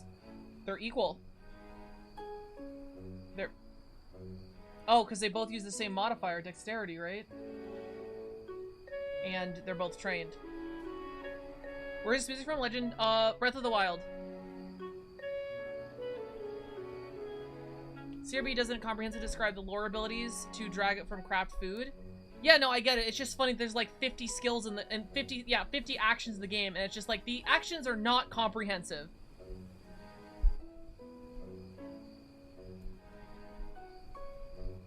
Yeah, no, I understood why. It was just funny.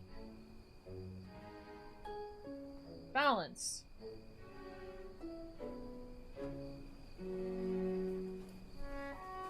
Flat-footed's not capitalized. Is it still a status?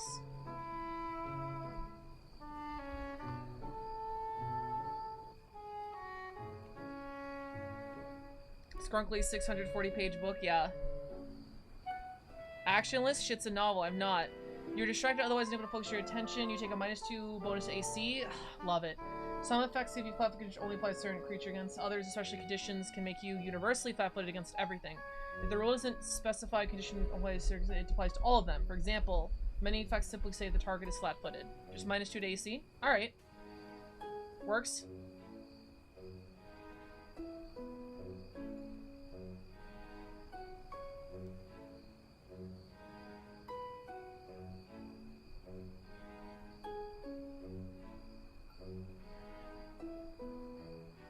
Oof.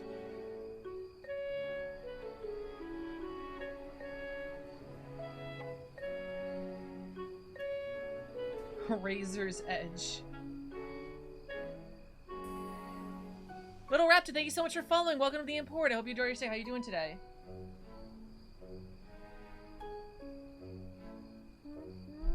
Learning how this one run is interesting, not gonna lie. Apparently the movement is part of the action economy. Unlike D&D, it's a separate thing. Yeah, it's really cool. I'm loving it. Like, basically, I like to think of it as like AP from Fallout, the original Fallout games. You have 3 action points, and different actions require different amount. Like, this is 1 AP, basically. It helped me figure it out because I have a video gamey brain. Someone's saying about edgy? Yes. But yeah, it's very gamey. So the other website was live. Lucky me, not gonna lie. The other website. Blue YouTube? You stride up to your speed. Tumble through. During this movie, you can try to move through the space of one enemy. Oh! Sorry, thank you so much for following. Welcome to the import. I hope you enjoy your stay. How are you doing today? I love the wording of this. So, technically speaking, you never have to stride. You can just use tumble through every single time you want to move. Not YouTube. Oh, I said blue YouTube. Swashbuckler's favorite action. Yeah. But this one action lets you stride. So, I don't know. I just think that's funny. Technically, you could just, hypothetically, yeah. During this movement, you can try to move through the space of one enemy, attempt an acrobatics check against the reflex save. Okay, I guess that makes sense. As you try to enter its space, you can tumble through using climb, fly, swim, or another action set of stride in the appropriate environment. Okay. Success. You move through the enemy's space, treating the squares in space difficulty terrain. If you don't have enough space to move all the way through its space, you get the same effect as a failure. Your movement ends in the trigger reactions as if you had moved out of the square you started in. I don't even know how attack of opportunities work, so... If you're flying, you have to use one action to fly every turn you start falling. Interesting. I guess that's a way to nerf flying.